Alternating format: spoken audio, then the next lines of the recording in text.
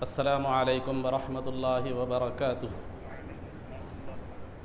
الحمد للہ رب العالمین والصلاة والسلام علی سید الانبیاء والمرسلین وعلی آلہ واصحابہ اجمعین ومن تبعہم بإحسان الی یوم الدین، اما بعد۔ قال اللہ تبارک وتعالی فی القرآن المجید والفرقان الحمید، اعوذ باللہ من الشیطان الرجیم، بسم اللہ الرحمن الرحیم۔ لقد كان لكم في رسول الله أسوة حسنة، صدق اللہ العظیم۔ قال اللہ تبارک وتعالی فی شأن حبیبہ صلی اللہ علیہ وسلم، ان اللہ وملائکتہ یصلون علی النبی یا ایہا الذین آمنوا صلوا علیہ وسلموا تسلیما۔ اللہم صل وسلم وزد وبارک علی حبیبک سیدنا ونبینا ومولانا محمد وعلى آلہ واصحابہ اجمعین۔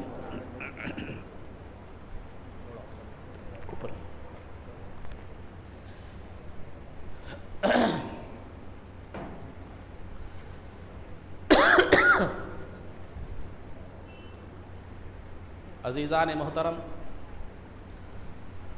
آج کی وہی مبارک شب ہے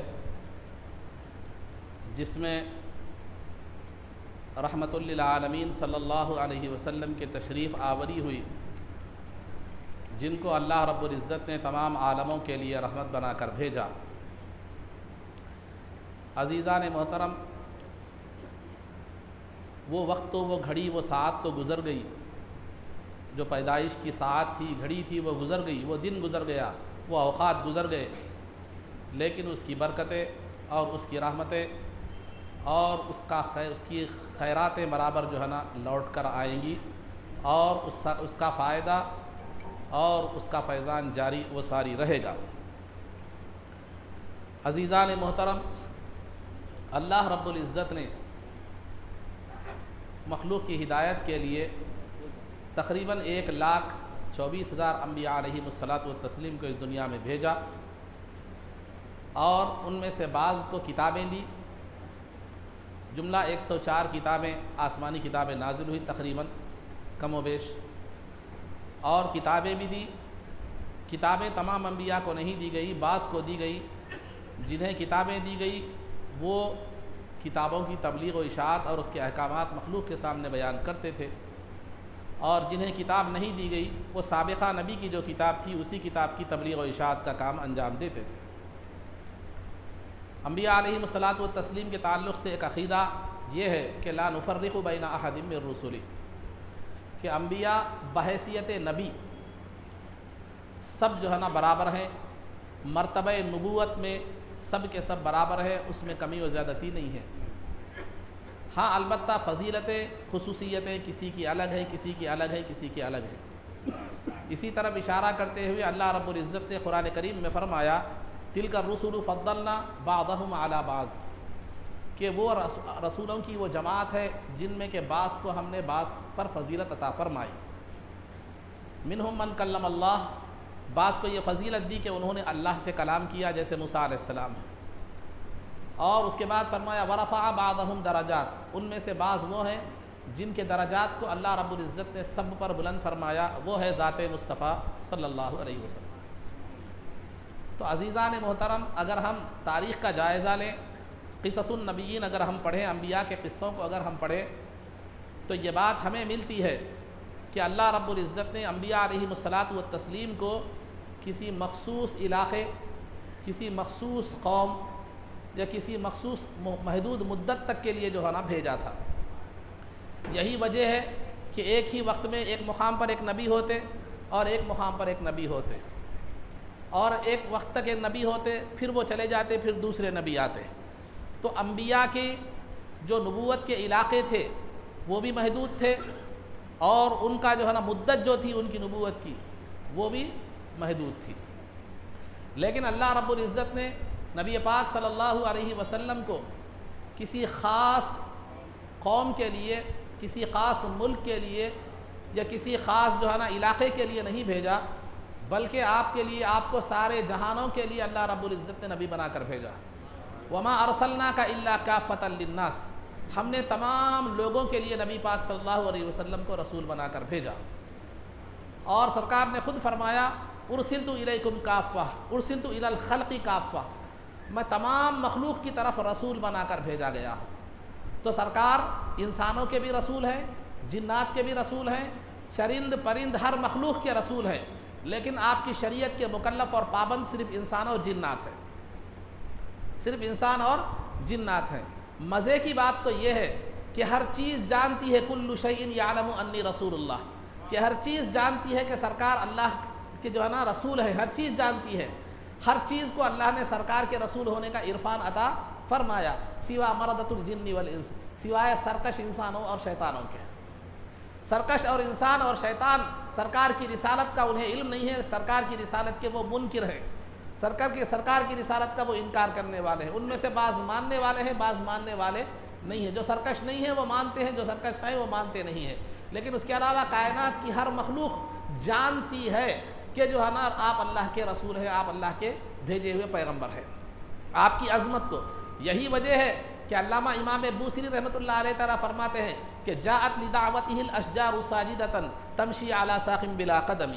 تو جو ہے نا سرکار دو عالم صلی اللہ علیہ وسلم کے ایک معجزے کی طرف اشارہ ہے کہ سرکار دو عالم صلی اللہ علیہ وسلم نے جب ایک مرتبہ جھاڑ کو، درخت کو حکم دیا کہ وہ قریب آ جائے تو وہ زمین کو چیرتا ہوا سرکار کی طرف آ گیا۔ آپ بلاؤ نہیں آتا، میں بلاؤ نہیں آتا، کوئی اور بلاؤ نہیں آتا، کیوں؟ وہ جانتا ہے کہ بلانے والی ذات کون ہے، وہ جانتا ہے کہ بلانے والی ذات کون ہے۔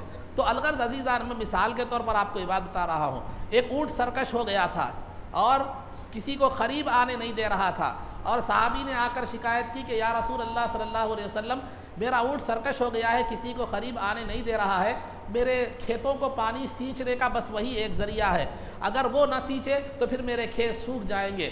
تو سرکار دو عالم صلی اللہ علیہ وسلم اونٹ کے پاس تشریف لے گئے، اور جانے کے بعد جو ہے آپ نے جب اس کے قریب جانے لگے تو صحابہ نے کہا کہ یا رسول اللہ، وہ کوئی بکری نہیں تھی، اونٹ تھا، بکری رہے تو کچھ بھی نہیں ہوتا، بکری بھی جب بدک جاتی ہے تو ہم سنبھال نہیں سکتے، لیکن یہاں اونٹ کی بات تھی۔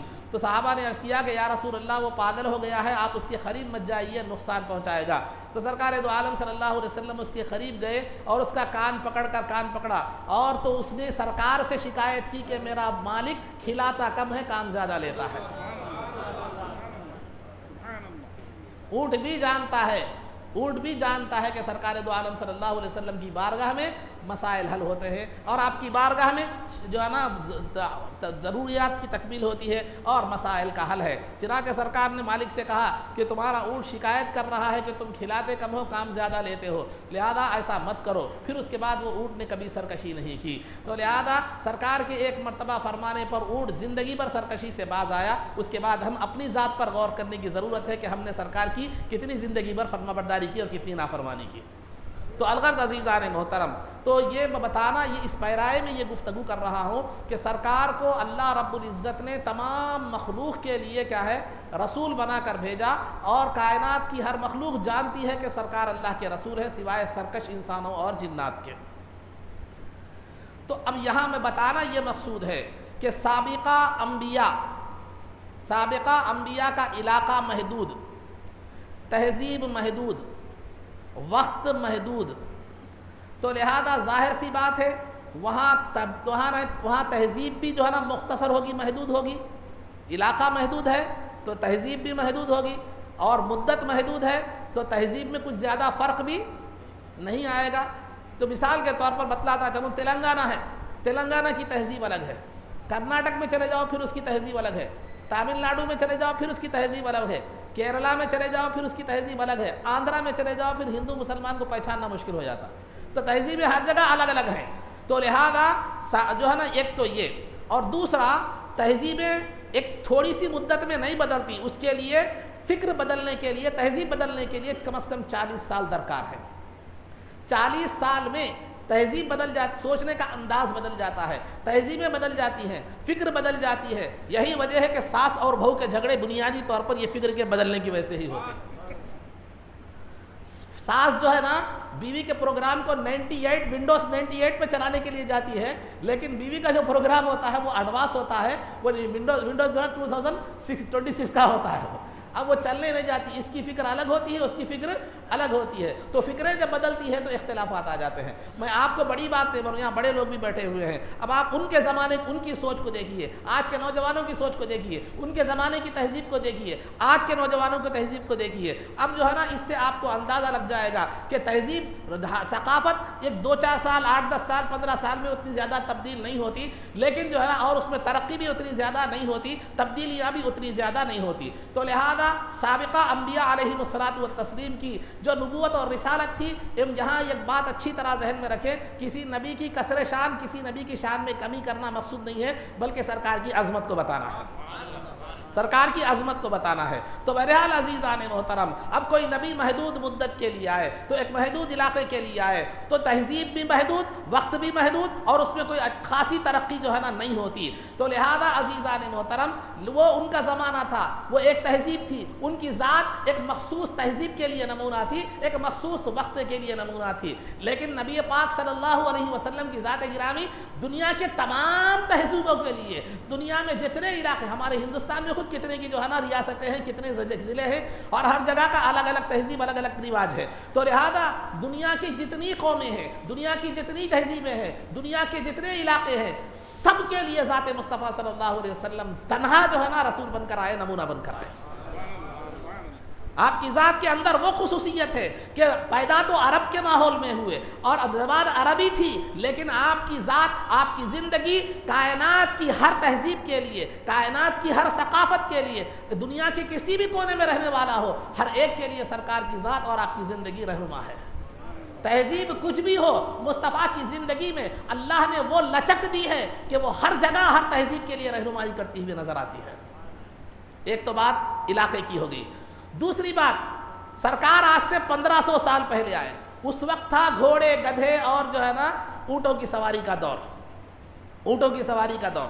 اب اس کے بعد گاڑیاں آئی، بس آئی، ٹرین آئی، ہوائی جہاز آ گئی، راکٹ آ گئی، اے آئی آ گیا، سب کچھ آ گیا، نہ جانے اور آگے کتنی چیزیں جو ہے نا آنے والی ہیں۔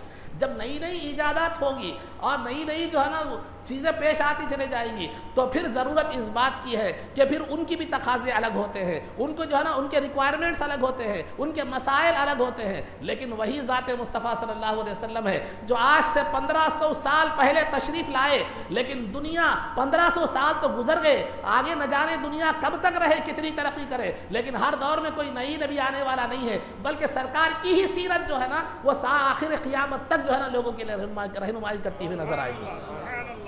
اور پھر اس کو اپڈیٹ کرنے کی بھی ضرورت نہیں ہے۔ آپ فون لیتے ہیں، اینڈرائڈ سسٹم میں جو ہے نا تھوڑے دن کے بعد آتا ہے update, download and install بول کے آتا ہے، تو سسٹم اپڈیٹ کرنا پڑتا ہے، اور کمپیوٹر ہے تو اس کا سسٹم اپڈیٹ کرنا پڑتا ہے، ورنہ پروگرام صحیح نہیں چلتے اور آپ کا کمپیوٹر کام نہیں کرتا صحیح۔ تو جس طرح یہ مخلوق کی جو ہے نا صنعت ہے، یہ مخلوق کی جو ہے نا ایجاد ہے، اس کو وقتاً فوقتاً زمانے کے تقاضوں کے لحاظ سے اس کو اپڈیٹ کرنا پڑتا ہے، لیکن وہ خالق کی ایجاد ہے کہ اسے کسی زمانے میں اپڈیٹ کرنے کی ضرورت نہیں ہے، کہ وہ اتنا اپڈیٹڈ سسٹم ہے سرکار کا کہ دنیا کتنی بھی عمر مل جائے، دنیا کتنی بھی ترقی کر لی جائے، لوگ ہوا میں اڑنے لگ جائے، آسمانوں پر جانے لگ جائے، لیکن اس پر بھی اس وقت بھی سرکار دو عالم صلی اللہ علیہ وسلم کی وہی گھوڑے گاڑی والے دور کی سیرت جو ہے نا آپ کو رہنمائی کرتی ہوئی نظر آئی، گھوڑے گاڑی کی دور والی جو ہے نا سیرت آپ کو رہنمائی کرتے ہوئے نظر آئے گی۔ وہاں نا اپڈیٹ کی ضرورت ہے، وہی ارشادات ہیں جو آج سے 1500 سال پہلے، اور وہی جو ہے نا اقوال ہیں، وہی افعال ہیں، وہی چیزیں ہیں، وہی مسائل ہیں، وہی اصول ہیں، وہی قوانین ہیں۔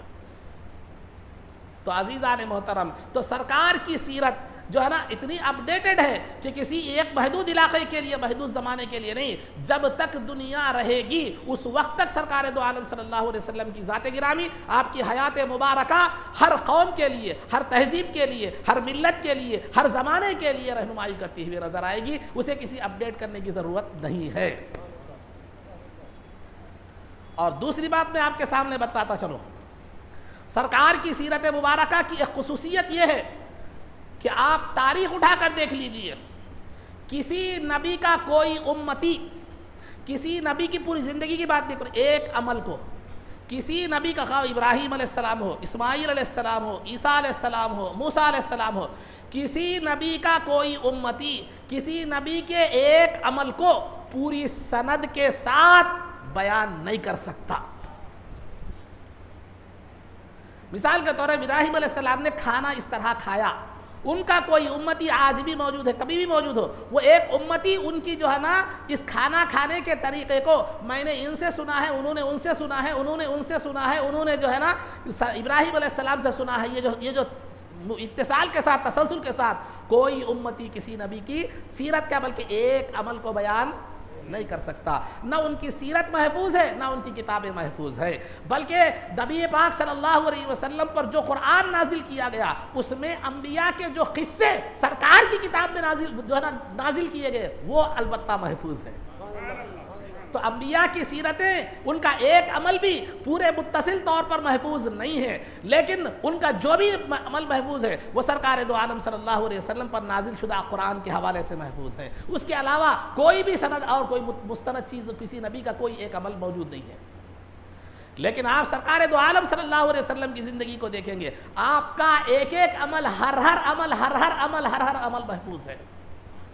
کس انداز تک جو ہے نا محفوظ ہے، میں آپ کے سامنے ایک مثال کے طور پر دیتا چلوں. مسند احمد بن حنبل کی روایت ہے، ایک مرتبہ عثمان غنی رضی اللہ تعالی عنہ نے وضو فرمایا. وضو فرما کر کیا کیا؟ مسکرا دیے. وضو فرما کر کیا کر دیے؟ مسکرا دیے. پھر لوگوں سے پوچھا کیا تمہیں معلوم میں نے کیوں مسکرایا ہے؟ تو لوگوں نے کہا نہیں معلوم کیوں مسکرایا ہے. تو انہوں نے کہا میں اس لیے مسکرایا ہوں کہ سرکار کو میں نے وضو کے بعد مسکراتے ہوئے دیکھا. تو قربان جائیے سرکار کے غلاموں پر وضو کو تو محفوظ رکھا ہی رکھا، ساتھ ہی سرکار کی مسکراہٹ کو بھی باقی رکھ دیا. ایک مثال دے رہا ہوں، ایسی 20 مثالیں آپ کو ملیں گی سرکار کی عمل. سرکار اگر کوئی بات بولتے بولتے نشست تبدیل کر دیتے تو راوی وہ حدیث کو بیان کرتے وقت اپنی نشست تبدیل کر دیتے کہ سرکار نے ایسا کیا تھا.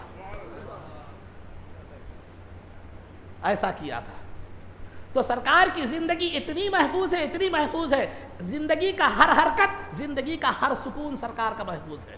ہر لمحہ جو ہے نا محفوظ ہے. کائنات آدم علیہ السلام سے لے کر انبیاء کو چھوڑیے، اولیاء کو چھوڑیے، کسی بھی انسان کی اتنی زندگی محفوظ نہیں ہے. یہ سرکار کا معجزہ ہے.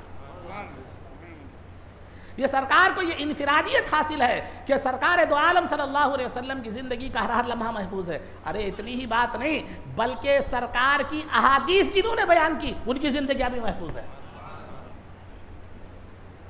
حدیث کا ایک فن ہے، حدیث میں ایک فن اسماء الرجال کے حوالے سے. اسماء الرجال یہ ایک باضابطہ ایک فن ہے، یہ باضابطہ ایک الگ علم ہے. اس میں کیا ہوتا ہے، سرکار سے جن لوگوں نے حدیث سنی، ابو بکر صدیق رضی اللہ تعالیٰ عنہ نے سنا، صحابی نے سنا، تابعی کو پہنچا دیا، تابعی نے سنا، تابعی کو پہنچایا، تابعی نے جو ہے نا کسی محدث کو پہنچا رہا، وہ محدث نے کسی محدث کو، وہ محدث نے کسی محدث کو. تو جہاں تک ہم تک جو حدیث پہنچی ہے سرکار کی، پہنچانے والوں کی زندگیوں کے حالات بھی محفوظ ہیں.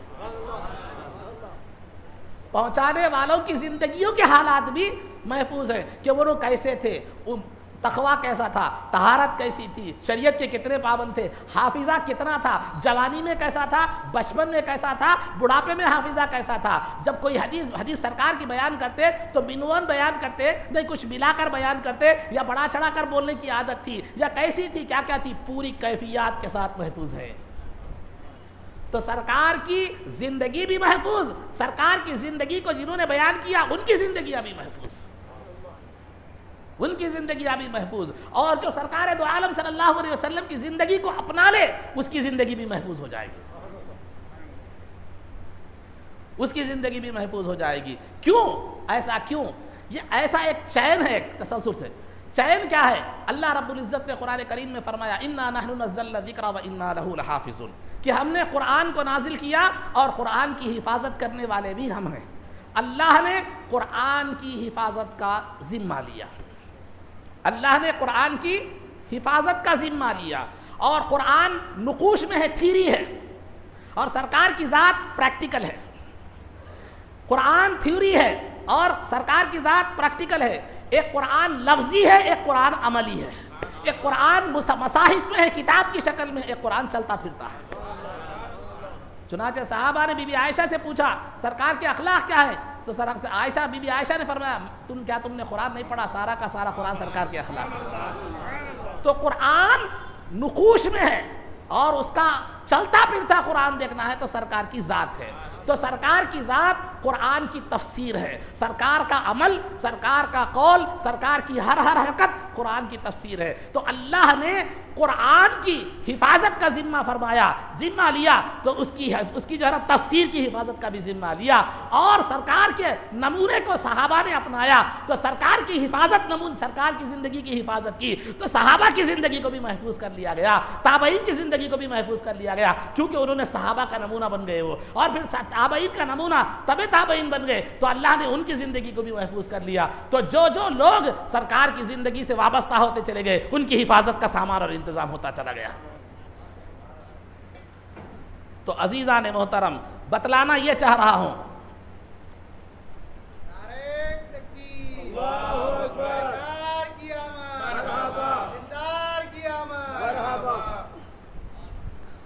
تو عزیزان محترم، تو سرکار کی زندگی کی کئی خصوصیتیں ہیں.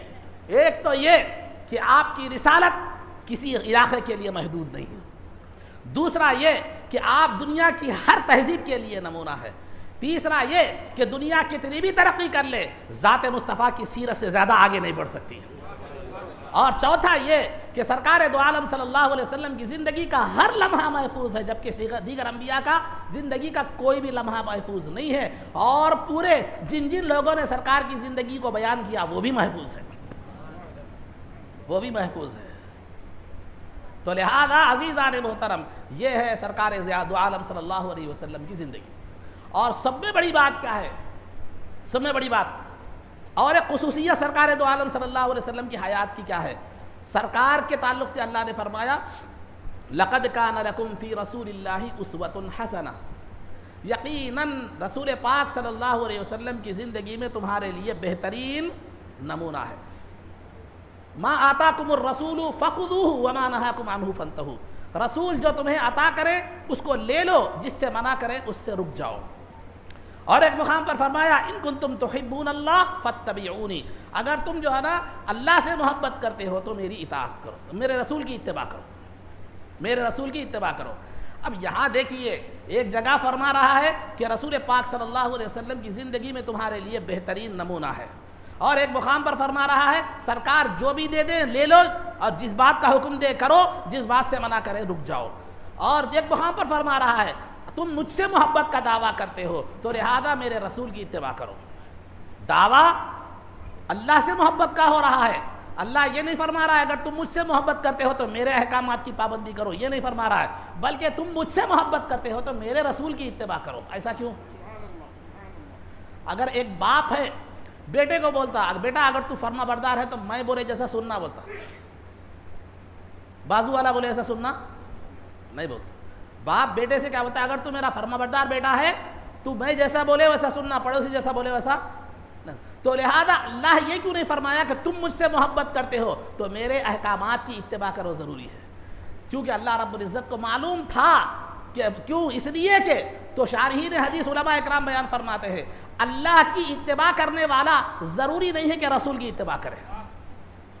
اللہ کی اتباع کرنے والا ضروری نہیں ہے کہ رسول کی اتباع کرے، لیکن کائنات میں ایک مثال بھی ایسی نہیں مل سکتی جو رسول کی اتباع کرا ہو لیکن اللہ کی اتباع نہ کیا ہو.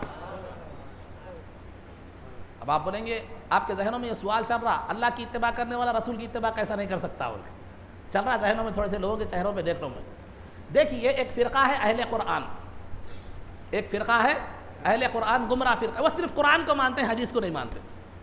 حدیث کیا ہے؟ سرکار کے اقوال ہے، افعال ہے. سرکار کی ذات کو مانتے ہی نہیں، بلکہ کیا ہے معلوم ہے وہ صرف قرآن کو مانتے ہیں، حدیث کو نہیں مانتے، سرکار کے اقوال افعال کو نہیں مانتے. تو یہ لوگ اللہ کی محبت میں کامل نہیں ہیں. کیوں؟ اللہ نے اسی وجہ سے فرمایا کہ دیکھو تم مجھ سے محبت کا دعویٰ کرتے ہو تو میرے رسول کی اتباع کرو، میری اتباع کرو نہیں فرمایا. کیونکہ میرے رسول کی اتباع کرو گے تو میری اتباع اس میں خود بخود داخل ہوگی. اور دوسرا پہلو یہ ہے کہ میری اتباع میرے رسول کے بغیر ممکن ہی نہیں ہے. میری اتباع میرے رسول کے بغیر ممکن ہی نہیں ہے. کیوں ممکن نہیں ہے؟ میں نے قرآن میں نماز کا حکم دیا، بتاؤ کیسے پڑھو گے؟ میں نے قرآن میں نماز کا حکم دیا، بتاؤ کیسے پڑھو گے؟ میں نے قرآن میں حج کا حکم دیا، بتاؤ کیسے حج ادا کرو گے؟ میں نے کہا کہ جو ہے نا روزہ رکھو، روزے کا حکم دیا، بتاؤ کیسے روزہ کا رکھو گے؟ میں نے کہا کہ بیت الخلاء کے آداب بتائے، بیویوں کے ساتھ رہنے کے آداب میں بتائے، میں نے جو بھی احکامات دیے، جب تک تم وہ احکامات کو بجا نہیں لا سکتے، جب تک میرے مصطفیٰ کو نہ دیکھ لو، میرے مصطفیٰ کو نمونہ نہ بنا لو، اس وقت تک تمہاری میری جو ہے نا میرے رسول کی اتباع کے بغیر میری محبت بھی مکمل نہیں، میرے احکامات کی بجا آوری بھی ممکن نہیں۔ تو لہذا رسول کی اتباع کرنے کا حکم کیوں دیا جا رہا ہے؟ اس کی دو وجوہات ناقص میری رائے، ورنہ مفسرین نے بہت باتیں بیان فرمائی ہے۔ ایک تو وجہ یہ کہ رسول کی اتباع کرنے والا کبھی خدا سے بیگانہ نہیں ہو سکتا، خدا سے اتباع کرنے والا رسول سے بیگانہ ہو سکتا ہے، تاریخ میں مثالیں ہیں۔ یہودی یہ دعویٰ کرتے تھے نحن ابناء اللہ و احباؤہ، ہم اللہ کے بیٹے اور اس کے چاہنے والے ہیں، دعویٰ تو اللہ کی محبت کا بیٹے ہونے کا کرتے تھے، لیکن جو ہے نا مخالفت رسول پاک صلی اللہ علیہ وسلم یہ کہتے تھے، لیکن خدا کی بارگاہ میں نہ ان کی ذات مقبول، نہ ان کی بات مقبول، نہ ان کا عمل مقبول۔ تو عزیزان محترم، تو اللہ نے محبت کی دلیل بھی سرکار کی اتباع کو بنایا اور سرکار کی زندگی کو نمونہ بنانے کا حکم دیا۔ تو مطلب یہ ہے کہ ایک چوتھی پانچویں چیز سرکار کی سیرت کی خصوصیت، سرکار کی زندگی کی خصوصیت یہ ہے کہ سرکار اللہ جب ان کی اتباع کرنے کا حکم دے رہا ہے، اللہ جب ان کی زندگی کو نمونہ بنانے کا حکم دے رہا ہے، اور جو ہے نا اللہ رب العزت ان کی پیروی کرنے کا حکم دے رہا ہے، تو اور یہ بھی کہہ رہا ہے جو رسول کی اطاعت کر لیا وہ میری اطاعت کر لیا، جو رسول کی اطاعت کر لیا وہ میری اطاعت کر لیا۔ تو معلوم یہ ہوا کہ رسول پاک صلی اللہ علیہ وسلم کے ہر عمل میں اللہ رب العزت کی رضا ہے، تبھی تو اتباع کرنے کا حکم دے رہا ہے۔ اگر اللہ ان کے عمل سے راضی نہیں ہوتا، ان کی سیرت سے راضی نہیں ہوتا، ان کی زندگی سے راضی نہیں ہوتا، تو پھر تمہیں نمونہ کیوں بناتا؟ اللہ نے جب سرکار کو نمونہ بنایا ہے تو اس بات کی دلیل ہے یہ کہ سرکار کی سیرت اللہ کی بارگاہ میں مقبول ہے، سرکار کے ہر عمل میں اللہ کی رضا شامل ہے، تبھی تو تمہیں نمونہ بتایا، نمونہ بنانے کے لیے کہا، ورنہ نمونہ کیوں بنایا؟ کوئی بری چیز کو نمونہ بناتے کیا؟ نمونہ اس کو بنایا جاتا ہے جو پسندیدہ ہو۔ حکومت اگر کسی کو بولے کہ دیکھو جیسا بتایا ویسا چلو، تو مطلب یہ ہے کہ حکومت ان کے عمل سے راضی ہے اور ان کے حرکات و سکنات سے راضی ہے۔ تو عزیزان محترم، بتلانا یہ مقصود ہے کہ رسول پاک صلی اللہ علیہ وسلم کی زندگی کے ہر عمل میں اللہ رب العزت کی رضا شامل ہے، اللہ رب العزت کی خوشنودی شامل ہے۔ تو لہذا پھر سیرت کو اسی وجہ سے نمونہ بنانے کا حکم دیا، لیکن یہ سرکار کو نمونہ بنانے کی جو سعادت بندی ہے یہ ہر ایک کو نصیب نہیں ہوتی۔ جہاں سرکار کی سیرت کو نمونہ بنانے کا حکم دیا، وہاں اللہ رب العزت نے ان لوگوں کو بھی بتلا دیا جو سرکار کی سیرت کو نمونہ بناتے ہیں، بنا سکتے ہیں۔ وہ کون لوگ ہیں؟ یہ سعادت مندی ہر ایک کو نصیب نہیں ہوتی، بلکہ اللہ نے فرمایا اسوۃ حسنہ لمن کان یرجو اللہ، تین چیزیں ضروری ہیں۔ سرکار کی سیرت کو نمونہ وہی لوگ بنا سکتے ہیں، وہ تین طرح کے لوگ ہیں، تین چیزیں اس کے اندر ہونا ضروری ہے۔ یرجو اللہ، وہ اللہ سے ملاقات کی امید رکھے کہ ایک دن اللہ سے مجھے ملنا ہے، اس کی بارگاہ میں حاضر ہونا ہے، اس کی بارگاہ میں جواب دہی ہے۔ لمن کان یرجو اللہ والیوم الآخرہ، جو آخرت کی کامیابی پر یقین رکھے، جو اللہ سے ملاقات پر یقین رکھے، جو آخرت کی کامیابی پر یقین رکھے، وذکر اللہ کثیرا، اور کثرت سے اللہ کا ذکر کرے۔ یہ تین لوگ ہی سرکار دو عالم صلی اللہ علیہ وسلم کی سیرت کو نمونہ بنا سکتے ہیں، ان کے علاوہ ہر کس و ناقص کو یہ سعادت نصیب نہیں، کیونکہ سرکار کی سیرت کو اپنانا، اس کو نمونے کو اپنانا یہ کوئی معمولی بات نہیں ہے۔ جب بندہ سرکار کی سیرت کو نمونہ بنا لیتا ہے اور سرکار کی سیرت کو اپنا لیتا ہے، اپنا اٹھنا بیٹھنا اوڑھنا بچھوڑنا سرکار کی سیرت کو بنا لیتا ہے، تو اس کی علامت یہ بتلائی گئی، اب وہ اس قابل بن جاتا ہے کہ اذا رؤوا ذکر اللہ، جب تم اسے دیکھو تو اللہ یاد آ جاتا ہے،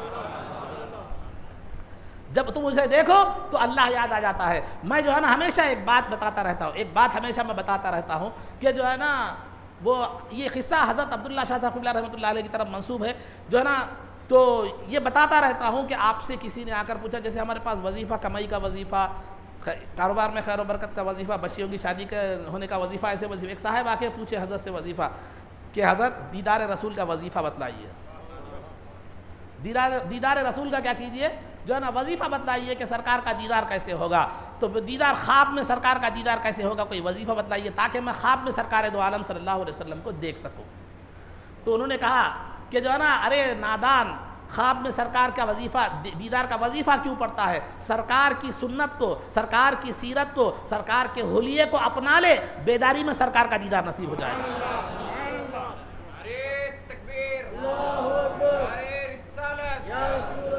جب تو دیکھے گا کہ سرکار کی داڑھی مبارک ایسی تھی اور اپنی داڑھی اس انداز میں چھوڑ لے گا، سرکار کا امامہ مبارک ایسا تھا، امامہ باندھ لے گا، سرکار کا لباس مبارک ایسا تھا، یا تم جو ہے نا لباس پہن لے گا، زلفیں سرکار کی ایسی تھی، ایسا تو زندگی پر جب سرکار کی ہر چیز کو سامنے رکھ کر اپنے آپ کو سنوارے گا تو پھر دیدار میں، بیداری میں دیدار رسول نصیب ہو جائے گا۔ خواب کے وظیفے کی کیا ضرورت ہے تجھے؟ تو لہذا عزیزان محترم، یہ ہے سرکار دو عالم صلی اللہ علیہ وسلم کی ذات کو نمونہ بنانا ہر کس و ناقص کے بس کی بات نہیں ہے۔ جو ان کی ذات کو نمونہ بنا لیتا ہے، اللہ ان کے راستے کو صراط مستقیم فرما دیتا ہے، ان کی زندگیاں بھی محفوظ ہو جاتی ہیں، ان کے اعمال بھی محفوظ ہو جاتے ہیں۔ اولیاء اللہ ہے، کتنی ان کی زندگیاں محفوظ ہے، ان کے اعمال محفوظ ہے، ان کے نصائح محفوظ ہے، ان کی نصیحتیں محفوظ ہے، اور وہ اگرچہ کہ بظاہر جسمانی طور پر اس دنیا سے چلے گئے، لیکن رہتی دنیا تک مخلوق کی زبانوں پر ان کی حیات رہے گی، مخلوق کی زبانوں پر ان کا تذکرہ ہوتا رہے گا۔ تو الغرض عزیزان محترم، یہ تمہیدی باتیں تھیں، اور اللہ نے رسول پاک صلی اللہ علیہ وسلم کی زندگی کو ایسا نمونہ بنایا ہے کہ اس میں بچوں کے لیے، جوانوں کے لیے، بوڑھوں کے لیے، امیر کے لیے، غریب کے لیے، فقیر کے لیے، بادشاہ کے لیے، حاکم کے لیے، شوہر کے لیے، بیوی کے لیے، اور جو ہے نا تاجر کے لیے، نوکری پیشہ کے لیے، اور طاقتور کے لیے، اور ضعیف اور کمزور کے لیے، ہر ایک کے لیے ہر وقت ہر زمانے میں سرکار کی سیرت نمونہ ہے۔ سرکار کی سیرت نمونہ ہے، ہر زمانے میں ہر چیز آپ کو سیرت میں ملے گی، کسی چیز کی طرف دیکھنے کی آپ کو ضرورت ہی نہیں ہے۔ کیا کرنا ہے آپ سرکار کی زندگی میں دیکھ لیجئے۔ یہ تو وہ تفصیل اگر بتاتا چلا جاؤں تو بہت زیادہ لمبی بات ہو جائے گی، ایک دو چار باتیں نمونے کے طور پر آپ کے سامنے بتلاتا چلو، دو چار باتیں آپ کے سامنے نمونے کے سامنے بتلاتا چلو۔ سرکار کی ایک فقیرانہ حیثیت، درویشانہ زندگی ایسی تھی کہ 2 مہینے تک چولہا نہیں جلتا تھا، 2 مہینے تک گھر میں چولہا نہیں جلتا تھا۔ ارے مجبوری کی وجہ سے نہیں، اوتیت مفاتیح خزائن الارض، سرکار فرماتے ہیں مجھے زمین کے خزانوں کی چابیاں دے دی گئی ہیں، لیکن سرکار دو عالم صلی اللہ علیہ وسلم نے دنیا کو اختیار نہیں فرمایا۔ اگر کوئی زاہد، اگر کوئی غریب دیکھے سرکار کی زندگی غربت میں کیسی تھی، کیونکہ انسان جو ہے نا جب غربت میں آ جاتا ہے اور جب فقیری لاحق ہو جاتی ہے تو حدیث میں ہے کاد الفقر ان یکون کفرا، کہ قریب ہے کہ فقر و فاقہ، تنگدستی انسان کو کفر تک بھی کیا کرتی ہے، پہنچا جو ہے نا دیتی ہے۔ تو غریبی میں انسان جرائم کا شکار ہو جاتا ہے، جب پیسہ جب نہیں ملتا، بھوک پیاس بڑھ جاتی ہے تو انسان غلط راستے پر اختیار کر لیتا ہے، چوری ڈکیتی دھوکہ دہی وغیرہ کے راستہ اختیار کر لیتا ہے۔ لیکن قربان جائیے سرکار دو عالم صلی اللہ علیہ وسلم کی ذات گرامی پر 2 مہینے تک چولہا نہیں جلتا تھا، لیکن جو ہے نا سرکار دو عالم صلی اللہ علیہ وسلم اپنے حلق سے حرام کا ایک دانہ تک نہیں اتارتے تھے، اور ساتھ ہی ساتھ قربان جائیے ان ازواج مطہرات کے پاس کہ جنہوں نے اتنے فقر و فاقے والی زندگی میں بھی کبھی سرکار دو عالم صلی اللہ علیہ وسلم کا دامن نہیں چھوڑا۔ آج ہماری بیویاں اگر ہیں، ہماری عورتیں اور خواتین ہیں، اگر ذرا ایک مرتبہ عید پر ذرا کم شاپنگ کروا دیے، یا کچھ بھی حالات کے ٹھیک نہیں ہونے کی وجہ سے کچھ جو ہے نا پیسے کم دے دیے، شاپنگ صحیح نہیں ہوئی، تم کب بھی نہیں کرائے میرے کو بولتے ہیں، زندگی میں کب بھی تمہارا جو ہے نا تمہارا یہی طریقہ رہا ہے۔ حدیث میں اس وجہ سے عورتوں کی یہ خصوصیت بیان کی گئی، لو احسنت احداہن دہرن فإن وجدت فیک شیئا، جو ہے نا واللہ ما فقلنا واللہ ما وجدت فیک خیرا، کہ جو ہے نا اللہ کما قال علیہ الصلوۃ والسلام کہ عورتوں کے ساتھ زندگی بھر تم اگر تم خوش جو ہے نا یہ کرو گے اور جو ہے نا زندگی بھر خیر خواہی کرو گے، کبھی تمہارے ساتھ کوئی کمی ہو جائے تو بولتے تمہارے سے خدا کی قسم کی بھی تمہارے اندر میں جو ہے نا بھلائی دیکھی ہی نہیں۔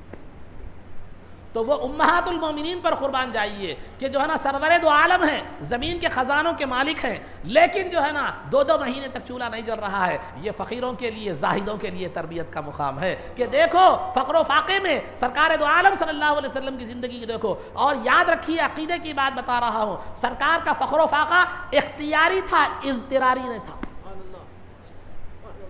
سرکار کا فقر و فاقہ تنگدستی اختیاری تھی، اضطراری نہیں تھی۔ اضطراری بولے تو مجبوری کی بنیاد پر نہیں تھی، پیسے نہیں تھے اس لیے نہیں، بلکہ آپ نے فقر و فاقے کو اختیار کیا تھا۔ مال و دولت اور عیش پرستی کی زندگی کو اختیار نہیں کیا، بلکہ فقر و فاقے کی زندگی کو آپ نے اختیار. اور دعا بھی یہ کرتے تھے، اللہم احیینی مسکینا وامیتنی مسکینا واحشرنی فی زمرۃ المساکین. اے اللہ مجھے زندہ رکھ بھی تو مسکین زندہ رکھ، اور جو ہے نا موت دے بھی تو مسکین کی حالت میں موت دے، اور مجھے حشر میں اٹھا تو بھی مسکینوں کے دائرے میں اٹھا. تو یہ زاہدوں کے لیے تربیت کا مقام تھا کہ دیکھو پیسے نہیں ہونا، مجبوری کی بنیاد پر بھوکا رہنا، یہ حقیقت میں فقر و فاقہ اور زہد نہیں ہے، زہد و قناعت نہیں ہے، بلکہ رہتے ہوئے بھی دنیا سے دل نہ لگانا اور دنیا سے بے رغبتی رکھنا، یہ اصل میں زہد ہے. اور سرکار دو عالم صلی اللہ علیہ وسلم کی یہ درویشانہ یہ زندگی تھی. اب ایک آئیے حاکمانہ زندگی بھی ہے. فتح مکہ ہوا، سرکار دو عالم صلی اللہ علیہ وسلم فاتحانہ شان کے ساتھ مکہ مکرمہ میں داخل ہو رہے ہیں. دنیا کی تاریخ آپ اٹھا کر دیکھیے، جب کوئی بادشاہ کسی علاقے پر فتح کر لیتا ہے تو وہاں تباہی مچا لیتا ہے، لوگوں کا خون بہا دیتا ہے، اور لوگوں کا جو ہے نا جان مال کوئی چیز عزت محفوظ نہیں رہتی. لیکن سرکار دو عالم صلی اللہ علیہ وسلم کو 13 سال مکے میں ستایا گیا، ذہنی تکلیفیں دی گئی، جسمانی تکلیفیں دی گئی، آپ کے غلاموں کو شہید کر دیا گیا، اور ایسی ایسی تکلیفیں دی گئی جس کو دیکھ کر روح کانپتی تھی. لیکن وہی فاتحانہ شان کے ساتھ مکہ مکرمہ میں داخل ہو رہے ہیں، ایک فاتح کی حیثیت سے داخل ہو رہے ہیں، اور ہر کوئی یہ لرز رہا ہے کہ ہم نے ان کے ساتھ جو سلوک کیا، آج ہمارے بچے یتیم ہو جائیں گے، ہماری بیویاں بیوہ ہو جائیں گی، آج ہماری جانوں کی خیر نہیں ہے. لیکن سرکار دو عالم صلی اللہ علیہ وسلم مکے میں جو ہے نا داخل ہو رہے ہیں تو گردن اس قدر جھکی ہوئی ہے کہ اونٹ کی پیٹھ کو لگ رہی ہے، گردن اس قدر جھکی ہوئی ہے. اور جا کر آپ نے جو لوگ موت کی تمنا کر رہے تھے ان کو زندگی کا پروانہ دیتے ہوئے فرمایا، لا تثریب علیکم اليوم، آج تمہارے لیے کوئی مواخذے کی بات نہیں ہے،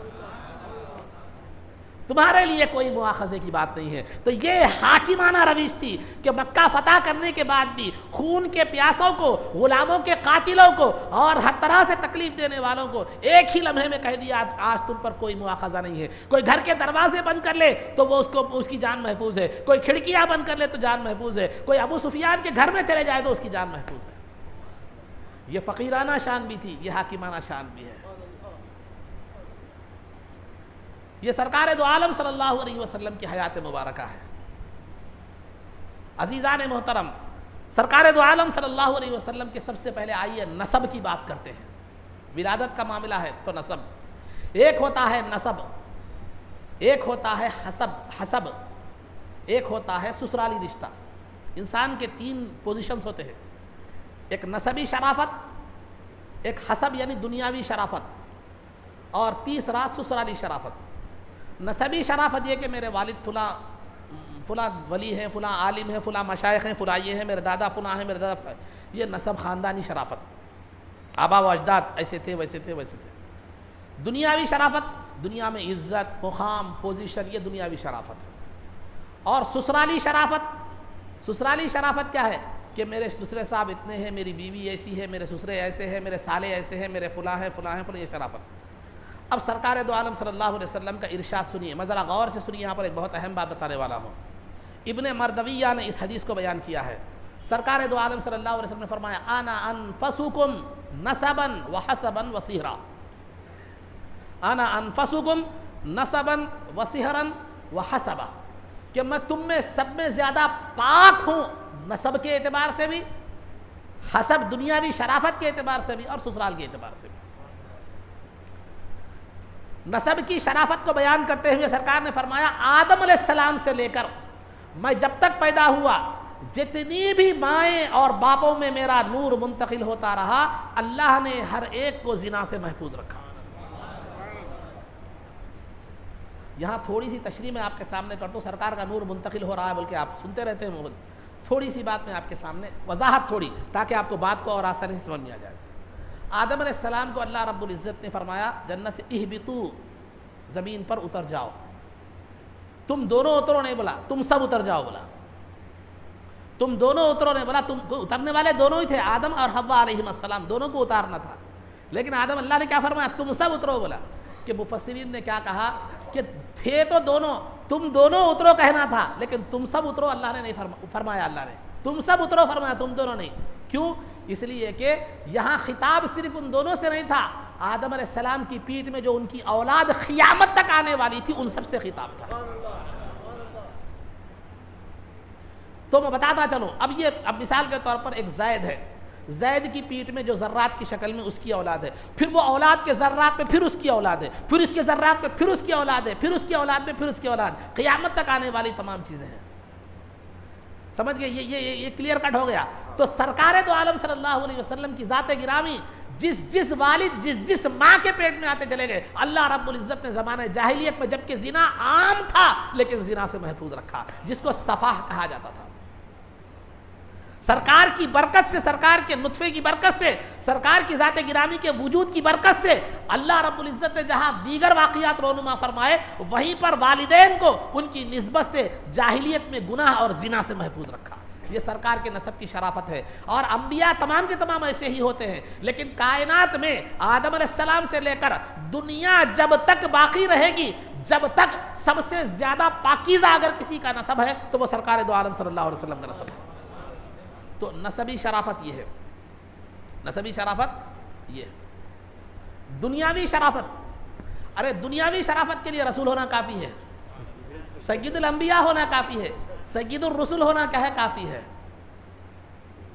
دنیاوی شرافت کے لیے زیادہ نہیں بتا رہا ہوں. اب میں آ رہا ہوں سسرالی شرافت. سرکار کا ارشاد ہے انا انفسکم صہرا، میں تم میں سب سے پاکیزہ ہوں سسرال کے اعتبار سے. سسرال کس کو کہتے ہیں؟ بیویاں اس کے جو رشتہ دار ہیں وہ. یہ سرکار آپ ذہن میں رکھیے، جو ہے نا سرکار فرما رہے میں تم میں سب میں پاکیزہ ہوں سسرال کے اعتبار سے، سب میں پاکیزہ ہوں سسرال کے اعتبار سے. سرکار کے سسرے ابو بکر رضی اللہ تعالیٰ عنہ بھی، سرکار کے سسرے جو ہے عمر فاروق رضی اللہ تعالیٰ عنہ بھی ہے، سرکار کے سسرے ابو سفیان رضی اللہ تعالیٰ عنہ بھی ہے، سرکار کے سالے ابو جو ہے نا معاویہ رضی اللہ تعالیٰ عنہ بھی ہے، اور سرکار کی اہلیہ بی بی عائشہ رضی اللہ تعالیٰ عنہ بھی ہے. تو لہذا یہ ہستیاں تم میں سب میں پاکیزہ ہیں، سرکار فرما رہے ہیں. اگر تم ان کی پاکیزگی میں شک کرو گے تو رسول کے ارشاد کے خلاف تم سمجھ میں آ جاؤ. ان میں کوئی بھی نقص نکالو گے، ان میں کوئی بھی کمی نکالو گے، ان میں کوئی بھی عیب نکالو گے تو تمہاری سوچ ان کے تعلق سے ناپاکی کی ہے. لیکن سرکار فرما رہے ہیں وہ سب میں پاکیزہ لوگ ہیں. تمہارے جتنے بھی رشتے ہیں ان سب میں پاکیزہ رشتے ہیں وہ. تو ابو بکر بھی پاک، عمر بھی پاک، اور جو ہے نا بی بی عائشہ بھی پاک، ابو سفیان بھی پاک، اور امیر معاویہ رضی اللہ تعالیٰ عنہ سب کے سب پاک ہیں. اگر انہیں کوئی کہتا ہے، اگر کوئی انہیں برا کہتا ہے، خواہ وہ ابو بکر ہو، عمر ہو، عثمان جو ہے نا یہ بی بی عائشہ ہو یا عثمان ہو، کوئی بھی ہو، کہ اگر انہیں کوئی کہتا ہے تو سرکار نے جنہیں پاکیزہ کہا ہے انہیں تم عیب دار کر رہے ہو، میلا کر رہے ہو، انہیں گندا کر رہے ہو. لہذا تم سرکار کے امتی کہلانے کے حقدار نہیں. سرکار نے جب پاکیزہ فرمایا تو تمہارا عقیدہ بھی سرکار کے قول کے مطابق پاکیزگی کا ہونا چاہیے، پاکیزگی کا ہونا چاہیے. تو سرکار نے آپ کے ایمان کی حفاظت کے لیے پہلے ہی بتا دیا، مجھ پر ایمان رکھتے ہو تو میرے نسب کو بھی سب سے پاکیزہ ماننا پڑے گا، میرے حسب کو بھی سب سے بہتر ماننا پڑے گا، اور میری سسرالی رشتے کو بھی سب سے بہتر ماننا پڑے گا.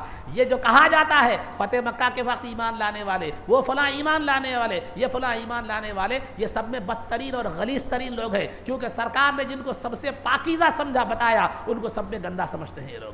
تو سرکار کی بتائی ہوئی پاکیزہ چیز کو اگر کوئی گندا سمجھتا ہے تو وہ نالی کا کیڑا ہے، اس نے گلاب کی خوشبو اسے راس نہیں آتی، گلاب کی خوشبو اسے راس جو ہے نا نہیں آتی، کیونکہ نالی کے کیڑے کو نالی کی بدبو ہی اچھی دکھتی ہے اور گلاب کی خوشبو اسے پسند نہیں آتی، الرجی ہو جاتی ہے اس کو. تو عزیزان محترم، تو ہمارا عقیدہ اور ایمان یہی ہے کہ سرکار ہر حیثیت سے پاک ہے، نسب کے اعتبار سے بھی، حسب کے اعتبار سے، سسرال کے اعتبار سے. عزیزان محترم، اس کے بعد آئیے سرکار دو عالم صلی اللہ علیہ وسلم کی ولادت باسعادت ہوئی. ولادت باسعادت کے بعد سرکار دو عالم صلی اللہ علیہ وسلم پیدا ہوتے ہی آپ نے کلمہ پڑھا، لا الہ الا اللہ محمد الرسول اللہ. اب آپ بولیں گے بچہ اتنی کم عمر میں کلمہ کیسا پڑھ سکتا ہے؟ عیسیٰ علیہ السلام جھولے میں تھے، انہوں نے کہا انی عبداللہ آتانی الکتاب وجعلنی نبیہ، کہ عیسیٰ علیہ السلام جھولے میں چند مہینے کے تھے، چند مہینے بلکہ کچھ دن کے تھے، 3-4 دن غالباً کچھ دن کے تھے، ایک ہفتے کے بھی نہیں تھے. تو انہوں نے جو ہے نا یہ کلمہ یہ کہا، لوگ بولے انی عبداللہ، میں اللہ کا بندہ ہوں، آتانی الکتاب، اللہ نے مجھے کتاب دی ہے، وجعلنی نبیہ، اور مجھے نبی بنا دیا ہے. تو جب عیسیٰ علیہ السلام 2-4 دن کے ہو کر جھولے میں بات کر سکتے ہیں تو پھر جو ہے نا سرکار دو عالم صلی اللہ علیہ وسلم اگر پیدا ہوتے ہی گفتگو کرے تو یہ کیا بات ہے؟ جب عیسیٰ علیہ السلام کا جھولے میں کلام کرنا قرآن سے ثابت ہے تو سرکار سید الانبیاء ہیں، اگر وہ جو ہے نا اگر پیدا ہوتے ہی کلام کریں اور جو حدیث سے ثابت ہے تو پھر اس میں کیا غلطی بات ہے؟ کوئی بات کیا بعید بات ہے؟ کیا بعید بات ہے؟ میں آپ کو بتلاتا چلوں آسانی سے سمجھانے کے لیے. چھوٹے چھوٹے بچے، اب آپ دیکھ رہے ہیں چھوٹے چھوٹے ریلس آ رہے ہیں واٹس ایپ وغیرہ پہ، واٹس ایپ پہ ریلس آ رہے ہیں، چھوٹا پیدا ہوتے بچہ بات کر رہا اے آئی سے، چھوٹا پیدا ہوتے ہی بچہ اس کو ان بات کر رہا کس سے؟ اے آئی کی صلاحیت. جب اے آئی میں یہ صلاحیت ہے کہ وہ چھوٹے 1 دن 2 دن کے بچے کو بات کرنے کی صلاحیت، بات کرنے والا بنا دے یا اس کی ایک ویڈیو بنا دے یا اس کو اس قابل بنا دے، یہ مخلوق کی ایجاد میں یہ ہے تو پھر اللہ کی پیدا کردہ انبیاء میں اگر وہ صلاحیت ہے، وہ حقیقت میں اگر بات کرے تو کیا بعید بات ہے؟ جو عمر میں بچہ روتا ہے سوائے، مگر اے آئی کی سہولت سے اس طرح کے جو ہے نا باتیں بتائی جا رہی ہیں، ویڈیوز اس پہ آتے رہتے ہیں، اس پہ واٹس وغیرہ پہ آتے رہتے کہ جو ہے نا چھوٹا 1 دن کا 2 دن کا بچہ بھی بات کر رہا ہے جبکہ وہ حقیقت میں بات نہیں کرتا. تو اے آئی نے اس قدم کی اس انداز کا اس کو ویڈیو بنا دیا کہ وہ بات کر رہا ہے. تو جب اے آئی ایک جو ہے نا 1 سال کی عمر کے بچے کی یہ 1 دن کے بچے کی یہ ویڈیو بات کرنے والی ویڈیو بنا سکتا ہے، یہ ایک مخلوق کی ایجاد ہے، تو اللہ حقیقت میں اپنے نبی کو کلام کی صلاحیت دے دے تو پھر کیا بعید بات ہے؟ تو الغرض عزیزان محترم، تو سرکار نے آتے ہی دنیا میں آتے ہی یہ جو ہے نا کلمہ پڑھ کر یہ بتلا دیا کہ مسلمانوں تمہاری پیدائش کا مقصد اللہ پر ایمان لانا ہے، رسول کی اطاعت کرنا ہے، تمہاری زندگی کا اصل مقصد یہ ہے، باقی تمام چیزیں ضمنی ہیں، باقی تمام چیزیں ضمنی ہیں. تمہارا حقیقی مقصد پیدا ہونے کا اللہ پر ایمان لانا، رسول کی رسالت کو تسلیم کرنا ہے. پھر اس کے بعد سرکار دو عالم صلی اللہ علیہ وسلم جو ہے نا پیدا ہی یتیم ہوئے. دنیا میں جب آئے تو والد گرامی کا انتقال ہو چکا تھا، والدہ کے پیٹ میں ہی تھے اور والد گرامی کا انتقال ہو چکا تھا، دنیا میں آئے ہی یتیمی کی حالت میں. تو یتیم فخر کر سکتا ہے کہ دیکھو میں یتیم ہوں تو مجھے برا مت سمجھو، کیونکہ سرکار بھی دنیا میں یتیم پیدا ہوئے تھے. تو لہذا سرکار جس حالت میں پیدا ہوئے تھے میں اس حالت پر قائم ہوں، لہذا سرکار کی اس حالت سے مجھے مناسبت ہے. تو سرکار کا یتیم پیدا ہونا یہ دنیا کے یتیم بچوں کے لیے سعادت مندی اور فخر کی بات ہے. اس کے بعد سرکار دو عالم صلی اللہ علیہ وسلم دودھ پلانے کے لیے 7 دن کے بعد سرکار دو عالم صلی اللہ علیہ وسلم کا عقیقہ کیا گیا اور نام رکھا گیا. عقیقہ کیا گیا، نام رکھا گیا. نام رکھے دادا عبد المطلب نے عقیقہ کیا، نام رکھا.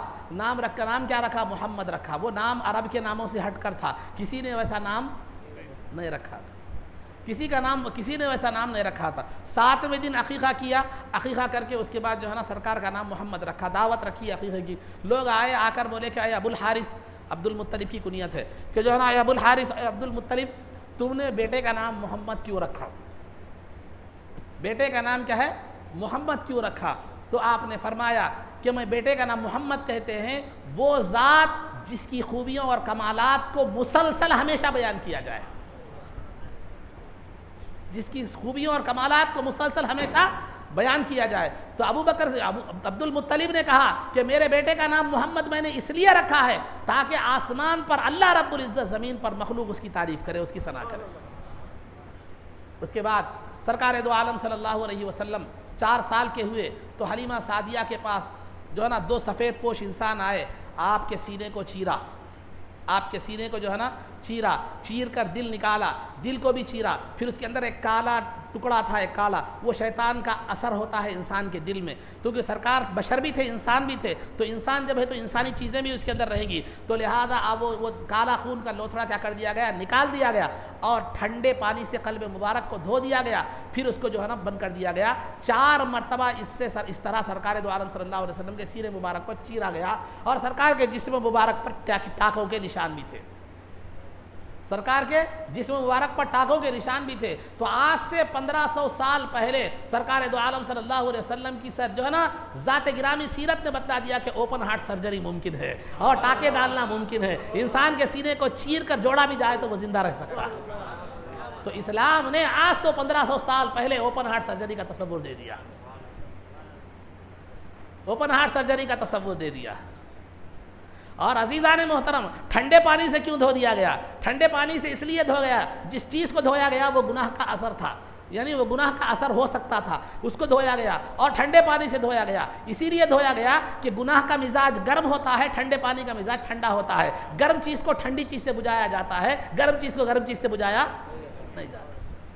اسی وجہ سے حدیث میں آتا ہے الصدقۃ تطفئ الخطیئۃ کما یطفئ الماء النار، کہ صدقہ جو ہے نا گناہ کو ایسے بجھا دیتا ہے جیسے جو ہے نا پانی آگ کو بجھا دیتا ہے. تو گناہ کا مزاج گرم ہوتا ہے اور جو ہے نا اسی وجہ سے نیکی کا مزاج ٹھنڈا ہوتا ہے. اسی وجہ سے انسان سے کبھی کوئی چھوٹا گناہ ہو جائے اور وہ وضو کر لے یا نیکی کر لے تو کیا ہو جاتا ہے، وہ گناہ ختم ہو جاتا ہے. گویا ایسے ہی ہو جاتا ہے کہ گناہ کی آگ پر آپ نے کیا کر دیا، پانی ڈال دیا. اس کے بعد عزیزان محترم تو 4 مرتبہ سینہ چیرا گیا. ایک مرتبہ جو ہے نا 4 سال کی عمر میں چیرا گیا تاکہ وہ جو انسانیت بشریت کی جو تخلیق ہے، جو بشریت کو بنایا جاتا ہے، اس میں جو مقام تھا اس کو کیا کر دیا جائے، دور کر دیا جائے. اور شیطان کے اثر کو ختم کرنے کے لیے، شیطان کے وسوسوں سے بچانے کے لیے سرکار دو عالم صلی اللہ علیہ وسلم کے دل کے بالکل مقابلے میں پیچھے مہر نبوت لگا دی گئی. مہر نبوت کیا تھی؟ ایک کبوتری کے انڈے کے جو ہے نا، کبوتری کا انڈا جو ہوتا ہے ویسا ابھرا ہوا گوشت کا ٹکڑا تھا، اس میں چھوٹے چھوٹے تل کے نشان تھے اور غور کرنے سے معلوم ہوتا تھا کہ وہ محمد الرسول اللہ اس پر لکھا ہوا ہے. محمد الرسول اللہ جو ہے نا لکھا ہوا ہے. اور مہر نبوت ہر نبی کو دی گئی. کسی بھی چیز کو اتھینٹک بنانے کے لیے کیا کرتے ہیں آپ، مہر لگاتے ہیں. یہ تصور اسلام نے 1500 سال پہلے دے دیا کہ کوئی بھی چیز لیٹر پیڈ ہمارے پاس، اسٹامپ کسی بھی چیز کا اگر آپ لے جا رہے ہیں تو اسٹامپ ہونا، لیٹر پیڈ ہونا، یہ جو اتھینٹیشن جو ہے آپ کے مہر کے ذریعے سے اس کو اتھینٹک، اس کو مستند جو بناتے ہیں، یہ تصور تو وہ تھا آج سے 1500 سال پہلے دے دیا گیا کہ اللہ نے 1500 سال نہیں بلکہ ایک دنیا کے ابتدا سے دے دیا گیا. کیونکہ ہر نبی کو اللہ رب العزت نے مہر نبوت عطا فرمائی. وہ ان کے نبی ہونے کی مہر تھی، وہ ان کے مہر ہونے کی صداقت تھی، وہ ان کے نبی ہونے کی سند تھی. لیکن سرکار دو عالم صلی اللہ علیہ وسلم کو جو مہر لگائی گئی وہ خاتم النبیین ہونے کی سند تھی. خاتم النبیین ہونے کی سند تھی. اور فرق یہ تھا کہ دیگر انبیاء علیہم الصلوۃ والتسلیم کو جو مہر نبوت تھی وہ سیدھے ہاتھ میں تھی. نبی پاک صلی اللہ علیہ وسلم کے مہر نبوت قلب کے مقابلے میں پیچھے تھی. تو الغرض تو عزیزان محترم، تو یہ مہر کا تصور، یہ اتھینٹک کسی چیز کو بنانا، مستند بنانے کا تصور، یہ اسلام میں پہلے سے بہت سی چیزیں بیچ میں میں چھوڑ کر جا رہا ہوں، آگے بڑھتا رہا ہوں. تو پہلا جو شق صدر سینے کو چیرا گیا وہ جو ہے نا اللہ رب العزت نے اس لیے کہ تاکہ وہ جو ہے نا دل سے وہ، کیونکہ 10 سال کی عمر آدمی کم از کم شریعت کے اعتبار سے 12 سال میں جوان ہوتا ہے. مرد بچہ کم از کم 12 سال میں جوان ہوتا ہے، لڑکی 9 سال میں جوان ہوتی ہے. تو چونکہ آپ جوانی کی جو ہے نا میدان میں قدم رکھ رہے تھے تو دل سے اس چیز کو ختم کر دیا گیا تاکہ آگے دل کیا ہے معلوم ہے، سرکار دو عالم صلی اللہ علیہ وسلم کا میلان ہی اس گناہ سے کیا ہو جائے، ختم ہو جائے. یہی وجہ ہے کہ انبیاء معصوم ہوتے ہیں. انبیاء معصوم ہوتے ہیں. تو معصوم کا مطلب یہ نہیں ہے کہ وہ لوگ گناہ کرنے کی صلاحیت ان کے اندر نہیں ہوتی، بلکہ اب مثال کے طور پر زنا ہے، سمجھ جانے کے لیے بتا رہا ہوں میں. زنا غور سے سمجھیے، غلط سمجھنے کی صورت میں غلط تصور لے سکتے ہیں آپ. زنا ہے، زنا اگر کوئی نبی زنا نہیں کرتے تو مطلب یہ نہیں ہے کہ ان کے اندر وہ صلاحیت نہیں ہے، مطلب نہیں ہے، بلکہ سرکار اللہ رب العزت گناہوں سے ان کو ایسا نفرت ان کے دل میں ڈال دیتا ہے کہ جس طرح آپ غلاظت کو ناپسند کرتے ہیں وہ گناہ کو ناپسند کرتے ہیں. یہ مطلب نہیں ہے کہ وہ زنا نہیں کر سکتے، صلاحیت نہیں ہوتی، صلاحیت ہوتی ہے، بلکہ کئی جنتی مردوں کی صلاحیت ان کے اندر ہوتی ہے، لیکن اللہ رب العزت وہ گناہ سے ان کے دل میں ایسے نفرت ڈال دیتا ہے کہ وہ جس طرح آپ غلاظت اور گندگی سے نفرت کرتے ہیں وہ گناہ سے ویسے نفرت کرتے ہیں. کیوں؟ کیونکہ ان کا دل ہمیشہ اللہ رب العزت کے انوار و تجلیات کا مرکز ہوتا ہے جہاں گناہوں کے تصور کی بھی گنجائش نہیں ہوتی. مثال کے طور پر اگر کسی مقام پر آپ مسلسل پانی مارتے رہیں تو وہاں گندگی باقی نہیں رہتی. تو انوار و تجلیات کا ورود جب دل پر نزول ہوتا رہتا ہے تو وہاں گندگی کی سوچ بھی نہیں پیدا ہوتی، بلکہ وہ اثر تھا وہ بھی ختم کر دیا گیا. اسی وجہ سے سرکار دو عالم صلی اللہ علیہ وسلم جب جوان ہوئے، ہماری جوانی دیکھو، پہلے جوان ہوتے ہی بے راہ روی کا شکار ہو جاتے ہیں، گندے اعمال کا شکار ہو جاتے ہیں، برے راستے پر ہم چل پڑتے ہیں. لیکن سرکار دو عالم صلی اللہ علیہ وسلم کی جوانی یہ تھی کہ اطراف کفر کا ماحول تھا، اطراف شراب پانی کی طرح پی جاتی تھی، بت پرستی کا کام عام تھی، زنا عام تھا. زنا کوئی بجانا معمولی بات گناہ نہیں سمجھا جاتا تھا، اور لڑائی جھگڑا قتل و غارت گیری ایک بہادری سمجھی جاتی تھی. ویسے پر خطر ماحول میں بھی سرکار دو عالم صلی اللہ علیہ وسلم کی زندگی ہر داغ سے پاک رہی، ہر ذات سے ہر داغ سے پاکیزہ رہے، اور ہر چیز سے آپ پاکیزہ رہے. تو سرکار کی جوانی جو تھی، سرکار کی جوانی آج مسلمانوں کے لیے، نوجوانوں کے لیے سرکار کی جوانی ایک مثال ہے۔ ایک تو یہ کہ سرکار بت پرستی، گناہ، ہر چیز سے جو ہے نا بچتے رہے، وہیں پر سرکار دو عالم صلی اللہ علیہ وسلم نے ایز اے سوشل ورکر جو ہے نا سرکار دو عالم صلی اللہ علیہ وسلم نے حلف الفضول کا معاہدہ کیا، حلف الفضول کا معاہدہ کیا۔ حلف الفضول کا معاہدہ کیا تھا؟ جنگ فجار ایک جنگ ہوئی تھی جس میں کئی دن تک چلی، جس میں ہزاروں لوگ قتل ہو گئے تھے۔ عرب میں جو ہے نا اگر ایک مرتبہ جنگ چھڑ جاتی تو سالوں تک رہتی تھی، اور کئی لوگ خاندان کے خاندان، نسلیں کے نسلیں برباد ہو جاتے تھے۔ سرکار دو عالم صلی اللہ علیہ وسلم نے حلف الفضول کا معاہدہ طے پایا، اور اس میں کیا کیا جو ہے نا امن و امان کا جو ہے نا معاہدہ تھا۔ کوئی بھی مظلوم، خواہ ان کے علاقے کا ہو، رشتہ دار ہو، مسلمان ہو، غیر مسلم ہو، کوئی بھی ہو، کہاں کا بھی ہو، وہ اگر مظلوم ہے، اس پر ظلم ہو رہا ہے تو اس کی مدد کی جائے گی، اور حق تلفی ہو رہی ہے تو اس کو حق دلایا جائے گا، راستے میں مسافروں کا راستہ محفوظ بنایا جائے گا، اور مظلوم کے خلاف آواز اٹھائی جائے گی۔ یہ سرکار دو عالم صلی اللہ علیہ وسلم 15 سے 20 سال کی عمر میں آپ کے یہ کام تھے۔ سماج میں امن و امان قائم کرنے کے لیے، سماج میں جو ہے نا جو شانتی کو قائم کرنے کے لیے، سماج کو جھگڑے فساد اور قتل و غارت گری سے بچانے کے لیے سرکار نے 15-20 سال کی عمر میں یہ معاہدہ کروایا، اور سب سے زیادہ سب متفق ہو کر وہ معاہدہ کیا گیا۔ اس کے بعد امن و امان قائم کیا گیا۔ تو یہ تھی سرکار کی زندگی۔ پھر اس کے بعد آگے آئیے، سرکار دو عالم صلی اللہ علیہ وسلم جو ہی ابھی جوان بھی نہیں ہوئے تھے تو اپنے چچا ابو طالب کے پاس تھے، تو چچا کے پاس تھے، چچا غریب تھے، مفلوق الحال تھے، اولاد اتنی بہت زیادہ کثیر العیال تھے، مال اعتبار سے اتنے مضبوط نہیں تھے۔ سرکار کو بھی وراثت میں صرف ایک اونٹ، چند بکریاں ملی تھی، اور جو ہے نا ایک باندھی ام ایمن تھی، تو سرکار بھی کوئی خاندانی جو ہے نا وہ نہیں تھے۔ تو سرکار دو عالم صلی اللہ علیہ وسلم نے جب عمر کچھ ہوش آیا، ابو طالب کے پاس آپ تقریباً جو ہے نا آپ 8-10 سال کی عمر تھی، تو سرکار دو عالم صلی اللہ علیہ وسلم اپنے چچا پر بوجھ بننا نہیں چاہے، بلکہ جو ہے نا لوگوں کی بکریاں چرا کر اپنا گزارا کرتے تھے، اپنے اخراجات نکالتے تھے۔ وہ عمر میں ذمہ داری کا وہ احساس تھا۔ آج نوجوانوں کو دیکھیے، عمریں گزر جاتے ہیں 20-20، 25-30 سال، ماں باپ کے پیسوں پر جو ہے نا اب ہم عیش کرتے رہتے ہیں، اور بے تحاشا ماں باپ کا پیسہ اڑاتے ہیں، اور گلیوں میں نکڑوں پر بیٹھ کر اپنی زندگی کے اوقات گزارتے ہیں۔ 8 سے 10 سال کی عمر میں چچا کی جو ہے نا غربت کا، چچا کی مفلسی کا، اور آپ کے کثیر العیال ہونے کا جو ہے نا احساس تھا، اسی عمر سے بکریاں چرایا کرتے تھے، بکریاں چرایا کرتے تھے۔ تو سرکار دو عالم صلی اللہ علیہ وسلم ایک مرتبہ مر الزہران ایک مقام کا نام ہے، صحابہ کے بعد میں یہ عمر بڑے ہونے کے بعد سرکار کیا کیے، ایک مقام کے پاس صحابہ کے ساتھ گئے، جہاں صحابہ ایک پیلو کا درخت تھا، پیلو کا، اس کے پھل توڑ کر کھانے لگے۔ تو سرکار دو عالم صلی اللہ علیہ وسلم نے فرمایا، دیکھو جو کالے کالے پھل ہوتے ہیں وہ توڑ کے کھاؤ، بڑے مزیدار ہوتے ہیں۔ تو صحابہ نے عرض کی، یا رسول اللہ آپ کو کیسے تجربہ ہے، یہ آپ کو اس کا تجربہ کیسے ہے؟ تو فرمایا کہ دیکھو میں نے خود لوگوں کی بکریاں چرائی ہے، اہل مکہ کی بکریاں چرائی ہے، مجھے کون سے درخت کا پھل کیسا ہوتا ہے مجھے معلوم ہے۔ بلکہ سرکار نے فرمایا، میں نے ہی نہیں، ما بعث اللہ نبیا الا رعى الغنم، کہ اللہ نے کسی نبی کو نہیں بھیجا مگر اس نے بکریاں چرائی ہے۔ تو 10 سال سے خود مکتفی ہونے کی، دوسروں پر بوجھ نہ بننے کی، اپنی ضروریات کی خود تکمیل کرنے کی یہ سوچ 10 سال کی عمر سے تھی۔ 8 سے 10 سال کی عمر ہے آج کوئی بچہ ایسا؟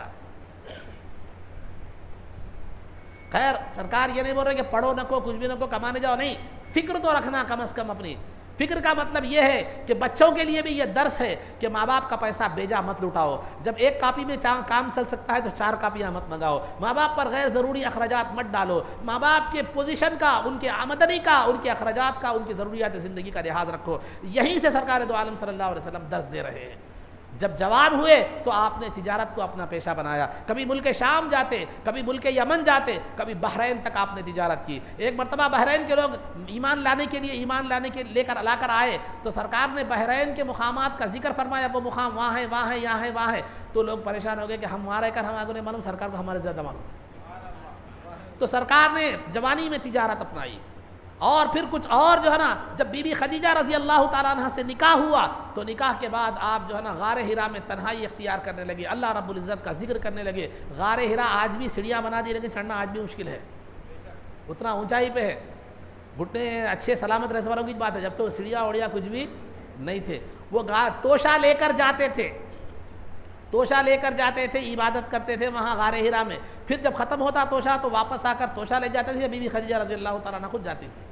تو سرکار نے لوگوں کو بتا دیا کہ عبادت کے لیے جا رہے تھے اور جو ہے نا ریاضت کے لیے جا رہے تھے، اللہ رب العزت کی ذات میں غور و فکر کرنے کے، صفات میں غور و فکر کرنے کے لیے جا رہے تھے، پھر بھی توشہ لے کر جا رہے ہیں، تو آپ نے لوگوں کو توکل کا درس دیا، عبادت کو جاؤ کیسے بھی جاؤ، اس کا مطلب یہ نہیں ہے کہ تم پہلے اسباب اختیار کرو اس کے بعد کیا کرو، معلوم ہے کوئی بھی کام کرو، تو اسباب کو اختیار کرنا، خواہ وہ حفاظت کے ہو یا رزق کے ہو یا آمدنی کے، کوئی بھی اسباب اختیار کرنا، یہ توکل کے خلاف، اللہ پر بھروسے کے خلاف نہیں ہے، بلکہ سبب اختیار کرو اور پھر اس کے بعد وہ کام کے لیے آگے بڑھو۔ تو سرکار کی جوانی کیا تھی؟ سرکار کی جوانی جو ہے نا امن و امان قائم کرنا تھا۔ سرکار کی جوانی کیا تھی؟ جو ہے نا کفر و شرک، بے حیائی اور گندگیوں سے بالکل پاک دامنی آپ کی جوانی تھی۔ سرکاری کی جوانی کیا تھی؟ سرکار دو عالم صلی اللہ علیہ وسلم کی جوانی ایک ایماندار تاجر کی جوانی تھی۔ سرکار دو عالم صلی اللہ علیہ وسلم کی جوانی کیا تھی؟ عبادت، ریاضت، اللہ کی بارگاہ میں غور و فکر کی جو ہے نا یہ تھی۔ اس وقت ابھی عبادتیں اتنی فرض نہیں ہوئی تھی، لیکن سرکار اس کے باوجود جا کر جو ہے نا غار ہرا میں عبادت کیا کرتے تھے، اور غار ہرا میں جو ہے نا تنہائی میں اللہ کی ذات و صفات میں غور و فکر کیا کرتے تھے۔ تو لہذا عبادتیں آج ہم پر فرض ہیں، لیکن ٹائم نہیں ہے عبادت کے لیے، وہاں فرض اتنی نہیں تھی، پھر بھی سرکار دو عالم صلی اللہ علیہ وسلم اللہ کا ذکر کرتے تھے۔ تو نوجوانوں کے لیے نمونہ ہے کہ تم اپنی نوجوانی کو عقائد، گندے برے عقیدوں سے پاک رکھو، گمراہی سے پاک رکھو، بد عملی سے پاک رکھو، اور لڑائی جھگڑا اور فساد سے پاک رکھو، اور جو ہے نا اللہ رب العزت کی بارگاہ میں سے متوجہ ہو جاؤ اور اس سے لو لگاؤ اور عبادت اور ریاضت میں اپنی زندگی گزارو، اور امان جو ہے نا قوم کے لیے، سماج کے لیے امن و امان بنو، فساد کا ذریعہ مت بنو۔ یہ سرکار دو عالم صلی اللہ علیہ وسلم کی یہ جوانی ہمیں یہ درس دیتی ہے، یہ جوانی ہمیں درس دیتی ہے۔ سرکار دو عالم صلی اللہ علیہ وسلم 35 سال کی عمر ہوئی تو خانہ کعبہ کی تعمیر کا کام انجام دیا گیا۔ خانہ کعبہ کی تعمیر میں ایک سرکار کے والد ابو عبداللہ رضی اللہ تعالیٰ عنہ کے ایک ماموں تھے، ابو وہب بن عمرو مخزومی، انہوں نے یہ مشورہ دیا کہ کعبے کی تعمیر میں جو بھی پیسہ لگے گا وہ حلال ہوگا، حرام نہیں ہوگا، حلال پیسے لگیں گے، حرام نہیں لگیں گے۔ جب پیسہ جمع کیا گیا تو کعبے کی پوری زمین پر تعمیر نہیں بن سکی، جتنی بنی بنا دیے اور اطراف سے گول دیوار دے دی۔ آج آپ بھی حتیم دیکھتے ہیں، کعبے کے اطراف ایک گول دیوار ہے، اس کا اندر کا حصہ کعبے کا ہی ہے، لیکن پیسے نہیں ہو رہے، حلال رقم جمع نہیں ہونے کی وجہ سے اتنا وہاں تک عمارت نہیں بن سکی۔ تو سرکار کے اس عمل سے یہ بات معلوم ہوتی ہے کہ اللہ کے گھر کو حلال کمائی لگنی چاہیے، حرام کمائی نہیں لگنی چاہیے۔ بلکہ فقہا نے یہاں تک لکھا ہے اگر کوئی حرام کمائی سے پیسے جب مسجد بناتا ہے تو بنانے والے کی وہ خدمت بھی قبول نہیں ہوگی، اور اس میں نماز پڑھنے والوں کی نماز بھی مکروہ تحریمی ہے۔ آج کیسا ہے، زندگی بھر ادھر کا ادھر کا لوٹ کے علم غلم سوپ کر کے مسجد بنا دے کہ وہ مسجد نہیں بنایا، بنانے کے بعد بھی وہ پھر وہ خراب کر رہے، وہ میں بنایا، وہ بنایا، کیسی بنایا وہ بنایا۔ آج بنانے کے بعد بھی الگ ریاکاری، شہرت، دکھاوا الگ ہے۔ پہلے تو بنائے سے پیسہ پاک نہیں، پھر بنائے سے بعد بھی وہ یہ حالت ہے۔ تو لہذا مسجد میں جو ہوتا ہے وہ حلال کمائی لگنا ہے، اللہ کے گھر کو حلال کمائی لگنا ہے، کیونکہ اللہ پاک ہے، پاکیزہ چیز کو پسند فرماتا ہے۔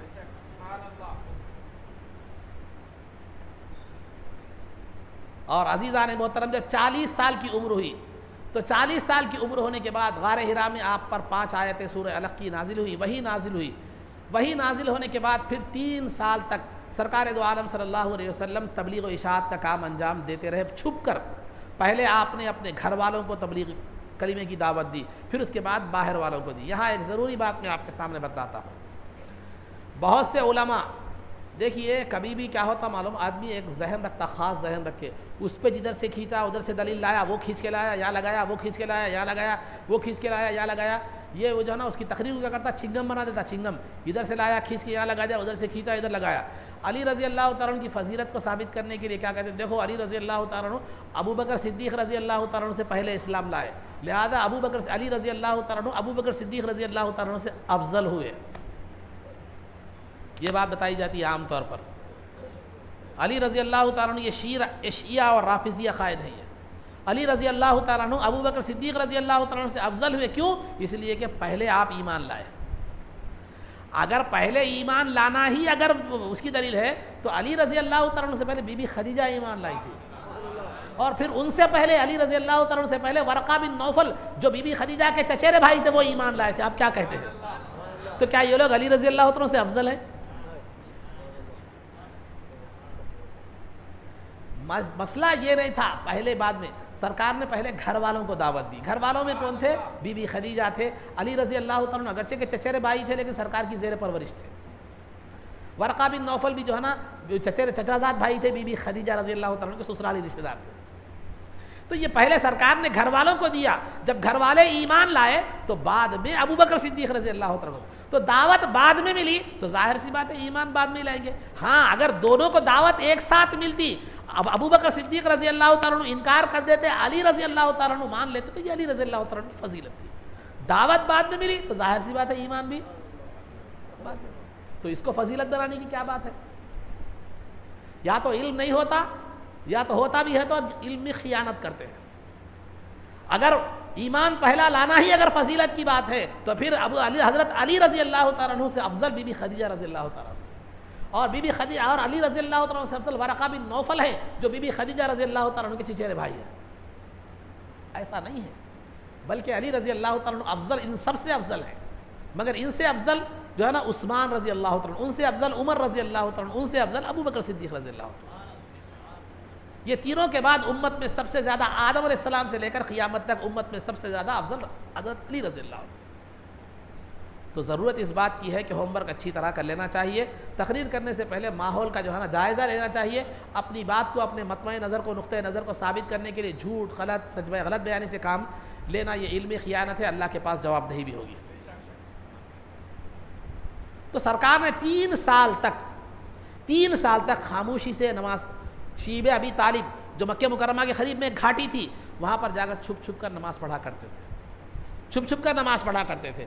3 سال کے بعد اعلان ہوا وَأَنذِرْ عَشِيرَتَكَ الْأَقْرَبِينَ, سرکار کو اعلان ہوا وَرَبَّكَ فَكَبِّرْ وَثِيَابَكَ فَطَهِّرْ یا ایھا المدثر قم فانذر. اعلان ہوا کہ جو ہے نا آپ علی الاعلان کلمہ توحید کو لوگوں کے سامنے بیان کر دیں. یہاں سے سرکار دو عالم صلی اللہ علیہ وسلم نے علانیہ نبوت کا اعلان فرمایا. تو عزیزان محترم, یہاں ایک قابل غور بات یہ ہے کہ ایک سالک کو, ایک اللہ کی راہ میں چلنے والے کو, ایک اللہ کے راستے میں چلنے والے کے لیے ضروری ہے کہ ابتدائی ایام پوشیدہ ہو. ابتدائی ایام اس کے کیا ہو؟ پوشیدہ ہوں. بعد میں ایک مقام پر جب پہنچ جائے, مثال کے طور پر یہ اولیاء کے حساب سے خلافت مل جائے, انبیاء کے حساب سے جو ہے نا نبوت مل جائے, نبوت کا اعلان ہو, اس کے بعد عوام کے سامنے آنے کی زندگی ہے. غوث پاک کی زندگی دیکھیے آپ, خواجہ معین الدین چشتی رحمۃ اللہ علیہ کی زندگی دیکھیے. ان بزرگوں نے شروع سے ہی عوام کے سامنے نہیں, پہلے مجاہدات کیے, ریاضات کیے, ایک مقام پر پہنچے, پیر و مرشد کی خدمت میں 10-10 20-20 سال رہے. اس کے بعد پیر نے جب قابل سمجھا کہ میرا مرید ایک ایسا نورانی چراغ بن چکا ہے جس سے دوسرے دل منور ہو سکتے ہیں, جب قابل بن گیا تو کہا جاؤ خلافت دے کر کہا امت کی ہدایت کا کام انجام دو, خدا سے بیگانہ لوگوں کو خدا سے ملاؤ, تاریک اور ویران دلوں کو نور ایمانی سے منور کر دو. تو ایک مقام تک آنے سے پہلے تک ایک سالک کو چاہیے, ایک اللہ کے راستے میں چلنے والے کو چاہیے کہ وہ جو ہے نا کیا کرے, چھپ کر عبادت و ریاضات کرے. جب ایک مقام پر پہنچ جائے تو پھر وہاں سے جو ہے نا علی الاعلان خلق کی ہدایت کا کام انجام دے, خلق کی ہدایت کا کام انجام دے. اس کے بعد سرکار دو عالم صلی اللہ علیہ وسلم کو 40 سال کی عمر میں اعلان نبوت ہوا. 5 آیتیں نازل ہوئی قرآن کی غار حرا میں. اقرأ بسم ربک الذی خلق خلق الانسان من علق اقرأ وربک الاکرم الذی علم بالقلم علم الانسان ما لم یعلم. یہ آیتیں نازل ہوئی تو سرکار دو عالم صلی اللہ علیہ وسلم پر اللہ کے کلام کی ہیبت سے ایک کپکپی طاری ہو گئی, کیونکہ اللہ کا کلام وہ وزنی کلام ہے کہ لو انزلنا هذا القرآن على جبل لرأيته خاشعا متصدعا من خشیت اللہ. اگر ہم اس کلام کو کسی پہاڑ پر اتار دیتے تو وہ ریزہ ریزہ ہو جاتا اللہ کے خوف سے. لیکن قلب مصطفیٰ وہ قلب ہے کہ اللہ کے اس کلام کو آپ نے اپنایا, اپنے قلب پر اس کو نازل کیا اور پھر اس کو برداشت کیا, اس کے وزن کو برداشت کیا. پھر اس کے بعد کیا کیا, ہم تک وہ بات پہنچائی. تو اللہ نے قلب مصطفیٰ کے طفیل میں اور اس کے واسطے سے وہ قرآن کو یاد کرنا ہمارے لیے آسان بنا دیا. ورنہ قرآن ایسا وزنی کلام تھا کہ جو ہے نا فرما, قرآن خود کہتا ہے انا سنلقی علیک قولا ثقیلا, ہم آپ پر ایک وزنی کلام کو اتارنے والے ہیں. اور وزنی کلام کی حیثیت یہ تھی کہ سرکار جب اونٹ پر بیٹھتے, اکیلے تنہا ہوتے اور قرآن کی آیتیں نازل ہوتی تو قرآن کے وزن سے اونٹ بیٹھ جایا کرتا تھا. صحابی رسول کی مانڈی پر سرکار آرام فرماتے ہوتے ہیں اور قرآن کی آیتیں نازل ہوتی تو صحابی کہتے ہیں کہ اتنا وزنی مجھے محسوس ہوتا کہ سرکار میں ایسا محسوس ہوتا کہ میرا پیر چورا چورا ہو جائے گا. سخت جاڑے کے موسم میں پسینے سے شرابور ہو جاتے. یہ قرآن کی عظمت ہے, یہ قرآن کا جلال ہے.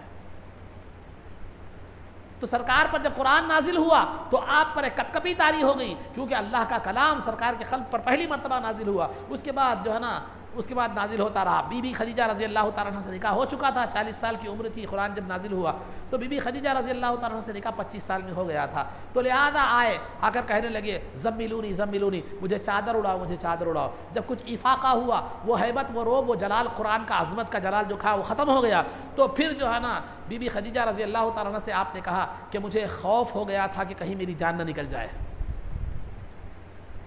مجھے جان نہ نکل جائے۔ تو سرکار بی بی خدیجہ نے یہ الفاظ، ابھی ایمان نہیں لائی تھی، ایمان لا چکی تھی لیکن جو ہے نا ایمان نہیں لائی تھی ابھی، جو ہے نا قرآن تو پہلی مرتبہ نازل ہوا، اس کے بعد آپ نے دعوت کا کام شروع کیا۔ تو فرمائی کہ جو ہے نا کلا واللہ لا یخزیک اللہ ابدا انک لتصل الرحم، کہ جو ہے نا خدا کی قسم اللہ آپ کو کبھی رسوا نہیں کرے گا، کیونکہ آپ لوگوں کے ساتھ صلہ رحمی کرتے ہیں اور لوگوں کا بوجھ اٹھاتے ہیں، مظلوموں کی مدد کرتے ہیں، لوگوں کو قرضہ دیتے ہیں، لوگوں کے قرضے اتارتے ہیں، جو اور کبھی آپ نے کوئی فحش اور بے حیائی والا کام نہیں کیا۔ تو جو ذات ان مکارم اخلاق، ان عمدہ اخلاق کی مالک ہو، اللہ رب العزت کبھی اسے رسوا نہیں کرتا۔ تو اس میں اس بات کی طرف اشارہ ہے کہ بندہ جب اچھے کام کرتا ہے، اس کے اخلاق کا پیکر ہوتا ہے اور بھلائی کے کام کرتا ہے، تو اللہ اسے کبھی دنیا و آخرت میں رسوا نہیں کرتا۔ اور یہ بات بھی اس سے ہمیں معلوم ہوتی ہے کہ انسان اگر اپنی جو ہے نا کوئی بات غیر متوقع، ایک غیر معمولی بات اگر واقعہ اس کے سامنے پیش آتا ہے، تو وہ آ کر اپنی اہلیہ کو وہ کیا کر سکتا ہے، سنا سکتا ہے۔ اور اہلیہ بھی سرکار بی بی خدیجہ رضی اللہ تعالیٰ نے جب یہ سنائے تو تسلی دینے کے لیے آپ کے اخلاق مکارم اخلاق بیان کیے۔ تو اس میں یہ بھی درس ہمیں ملتا ہے کہ اگر جو ہے نا سامنے والا آدمی اس کی تعریف کرنے سے وہ تکبر اور ریا کا اگر شکار نہیں ہوتا، کچھ برا اثر اس پر نہیں ہوتا، یا ہماری زبان میں چڑھ نہیں جاتا، تو ویسی صورت میں ہم کیا کر سکتے ہیں، اگر اس کا قلب مطمئن ہے، تعریف کے بعد بھی وہ مطمئن رہتا ہے، اس کا نفس موٹا نہیں ہوتا، تو ویسی صورت میں سامنے والے کی تعریف بھی کی جا سکتی۔ تو الغرض عزیزان محترم، سرکار دو عالم صلی اللہ علیہ وسلم نے اعلان فرمایا، اور یاد رکھیے میں بتاتا چلوں، جب سرکار دو عالم صلی اللہ علیہ وسلم نے اعلان فرمایا، صرف ایک ہستی تھی، پوری دنیا کفر و شرک کی تاریکی میں ڈوبی ہوئی تھی۔ سرکار کی ایک ذات تھی جنہوں نے کلمہ توحید کو بلند کیا۔ اس وقت ساری دنیا، صرف عرب کی بات نہیں کر رہا ہوں، ایران، فارس، روم، ہر طرح کفر و شرک گندگی، پوری دنیا تاریک تھی۔ ایک آواز اٹھی لا الہ الا اللہ محمد الرسول اللہ کی، کوہ صفا پر سے ایک آواز اٹھی، اور وہ آواز 23 سال میں اتنا پھیل گئی کہ دنیا کے کونے کونے تک پہنچ گئی۔ تو بتائیے آج دنیا میں کون ایسا مبلغ ہے، دنیا میں کون ایسا جو ہے نا دانشور ہے، دنیا میں کون ایسا عالم ہے جس نے 23 سال کی مختصر سی مدت میں ساری دنیا کو اسلام پہنچایا ہے۔ پھر خلافت راشدہ کا دور آتے آتے آپ کے غلاموں نے اسلام کو پھیلانے کا وہ کام انجام دیا کہ دنیا کے تقریباً حصوں میں اسلام پھیل چکا تھا۔ تو سرکار کی تبلیغ بھی معجزہ ہے، سرکار کی ذات بھی معجزہ، اور سرکار کی بات بھی معجزہ، سرکار کی میلاد بھی معجزہ، ہر ادا معجزہ، ہر صدا معجزہ ہے، سراپا رسول خدا معجزہ۔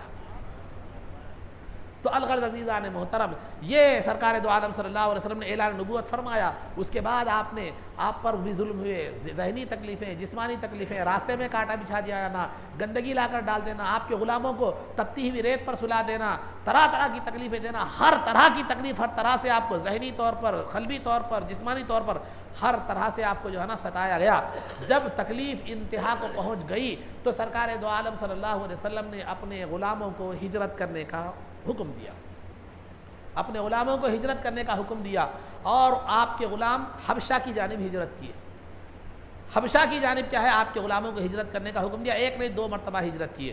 تو سرکار دو عالم صلی اللہ علیہ وسلم نے یہاں کوئی جہاد نہیں فرمایا، سرکار دو عالم صلی اللہ علیہ وسلم نے یہاں کوئی لڑائی جھگڑا نہیں فرمایا، بلکہ ظلم کو برداشت کرتے رہے، بے انتہا ظلم کو برداشت کرتے رہے، ہر طرح کی تکلیف کو برداشت کرتے رہے، ہر طرح کی ذلت کو اور رسوائی کو برداشت کرتے رہے۔ لیکن سرکار دو عالم صلی اللہ علیہ وسلم نے مایوس نہیں ہوئے، بلکہ اشاعت، تبلیغ اشاعت اور توحید کا کام جاری رکھا۔ اس کے بعد جب دیکھا کہ جو ہے نا ہجرت کا 13 سال، اعلان نبوت کے 13 سال بعد تک بھی کما قہو خاطر خواہ جو ہے نا تقریباً 10 سال تک کوئی خاطر خواہ جماعت مسلمانوں کی تیار نہیں ہوئی، تو آپ پھر طائف کی طرف گئے۔ طائف کے جا کے وہاں پر تقریباً 1 ماہ آپ نے قیام فرمایا اور وہاں لوگوں کے ساتھ اسلام کی دعوت دی، لیکن انہوں نے تو اور مکے والوں سے زیادہ برا سلوک کیا اور آپ پر پتھر برسائے اور آپ کا جسم لہو لہان ہو گیا۔ واپسی میں آئے، آپ واپس آ رہے تھے، بڑے غمزدہ تھے، قلبی اعتبار سے بھی تکلیف میں تھے، ذہنی اعتبار سے بھی تکلیف تھے، جسمانی اعتبار سے بھی تکلیف تھے، تو اللہ تعالیٰ اس مصیبت میں بھی خیر کا سامان پیدا فرمایا۔ مقام نخلا پر آپ کھڑے ہوئے، کھڑ کر رات میں نماز ادا فرما رہے تھے، جنات کی ایک وہاں جماعت وہاں سے گزری، وَإِذْ صَرَفْنَا إِلَيْكَ نَفَرًا مِنَ الْجِنِّ يَسْتَمِعُونَ الْقُرْآنَ، کہ وہاں سے جنات کی ایک جماعت گزری اور گزر کر انہوں نے سرکار کا کلام سنا، ایمان لائے، جا کر انہوں نے تبلیغ کا کام انجام دیا۔ انسانوں سے جب مایوسی ہو گئی تو جنات سے اللہ رب العزت نے راہ نکالی، تو اللہ بتا دیا کہ فَإِنَّ مَعَ الْعُسْرِ يُسْرًا، کہ ہر تنگی کے ساتھ راحت کا سامان ہے۔ یہ قانون قدرت اور قانون الہی ہے۔ انسانوں سے مایوس ہوئے تو کیا ہوا؟ جنات نے اسلام قبول کیا۔ جنات، سورہ جن میں اس کا واقعہ ہے، انہ استمع نفر من الجن فقالوا انا سمعنا قرآنا عجبا، ہم نے تو ایک عجیب قرآن سنا ہے، یہدی الی الرشد فآمنا به ولن نشرک بربنا احدا، کہ جو نا ہم وہ جو قرآن، ایسا عجیب و غریب قرآن ہم نے سنا جو ہدایت کی دعوت دیتا ہے اور ہم اس پر ایمان لے آئے۔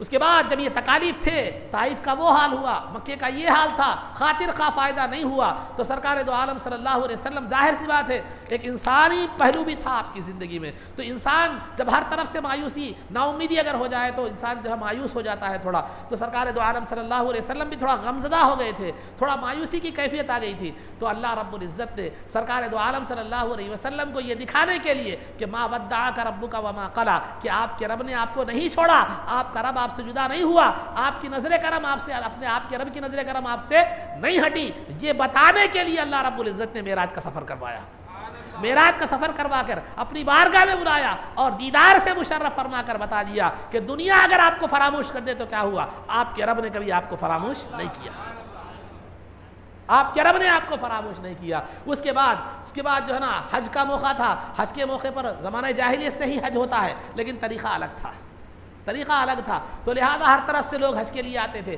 سرکار دو عالم صلی اللہ علیہ وسلم، مینا میں بازار لگتا تھا، ہر طرف جو ہے نا حج کے لیے لوگ آتے تھے، تو سرکار دو عالم صلی اللہ علیہ وسلم کہتے جب حج کا موسم آتا تو لوگ کیا کرتے ہیں، یہ کفار مکہ لوگ جس طرف سے لوگ آتے، جیسے مثال کے طور پر ادھر بھوتپور سے ادھر رائچور وغیرہ سے ایک روڈ پہ ادھر سے لوگ آ رہے ہیں، ادھر سے ہر جگہ لوگ جہاں سے آتے تھے وہاں لوگوں کو بٹھا دیتے تھے اور کہتے تھے آنے والوں کو، نئے آنے والوں کو کہتے یہاں ایک جادوگر آیا ہے، اس کی بات مت سننا، اس کو پاس ملاقات نہیں کرنا، اس کی جادو میں اتنا اثر ہے کہ وہ بیوی کو شوہر سے، باپ کو بیٹے سے، بھائی کو بھائی سے جدا کر دیتا ہے، کبھی مت سننا۔ تو لہٰذا لوگ آتے، آ کر جو ہے نا جن کے حصے میں سعادت نصیب ہوتی، ایمان کی سعادت ہوتی، وہ آتے سرکار سے ملاقات کرتے، کوئی چہرہ دیکھ کر ہی یہ کہہ دیتا کہ خدا کی قسم یہ جھوٹے کا چہرہ نہیں ہوتا، کوئی کلام سن کر ایمان لا لیتا، کلامت کی حلاوت اور چاشنی اتنی تھی کہ سن کر ایمان لا لیا کرتے تھے۔ تو یہاں مبلغین کے لیے، دین کی دعوت دینے والوں کے لیے یہ ہے کہ تم اپنی ذات کو، اپنے کردار کو، اپنی گفتار اور گفتگو کو ایسے بناؤ کہ سامنے والا دیکھتے ہی کہے خدا کی قسم یہ جھوٹا نہیں ہو سکتا،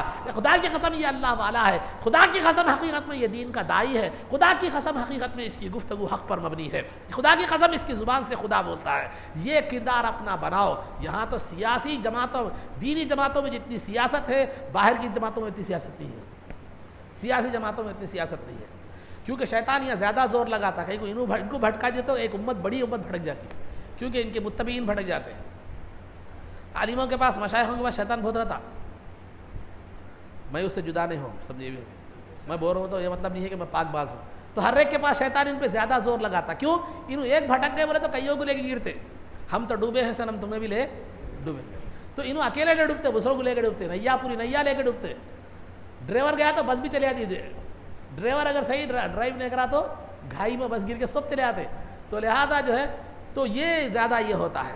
تو یہ سرکار دو عالم صلی اللہ علیہ وسلم، تو اگر سرکار کہتے یا ایھا الناس قولوا لا الہ الا اللہ، اے لوگوں، حج کے موقع پر لوگ جب آتے سرکار یہ کہتے پھرتے اے لوگوں لا الہ الا اللہ کہو تفلحوا، کامیاب ہو جاؤ گے، تو پیچھے ابو لہب یا جو ہے جو دشمنان رسول تھے وہ کہتے ہیں کہ یہ جھوٹا ہے، اس کی بات میں مت آنا، یہ جھوٹا ہے، اس کی بات میں مت آنا، نعوذ باللہ، اس طرح وہ لوگ پیچھے پڑا کرتے تھے۔ لیکن اللہ رب العزت کو، کیوں اللہ کا اعلان تھا کہ یریدون ان یطفئوا نور اللہ ویأبی اللہ الا ان یتم نورہ واللہ متم نورہ، اللہ نے وعدہ فرمایا تھا کہ وہ لوگ اسلام کی شمع کو بجھانے کی کوشش کریں گے، لیکن اللہ رب العزت اس اسلام کی شمع کو روشن رکھے گا اور اس کو کمال تک پہنچائے گا۔ تو لہذا مینا کی گھاٹی میں لوگ آئے، اسلام پیش کرنے کے لیے آئے، سرکار نے لوگ حج کرنے کے لیے آئے، سرکار نے ان کے سامنے اسلام پیش کیا تو مدینے کے 6 لوگ جو ہے نا اسلام قبول کر کے چلے گئے پہلے سال جو ہے نا 11 نبوی میں، پھر 12 نبوی میں 12 آئے، پھر سرکار دو عالم صلی اللہ علیہ وسلم نے ان کو سردار بنایا، مصعب بن عمیر رضی اللہ تعالیٰ عنہ اور عبداللہ ابن ام مکتوم کو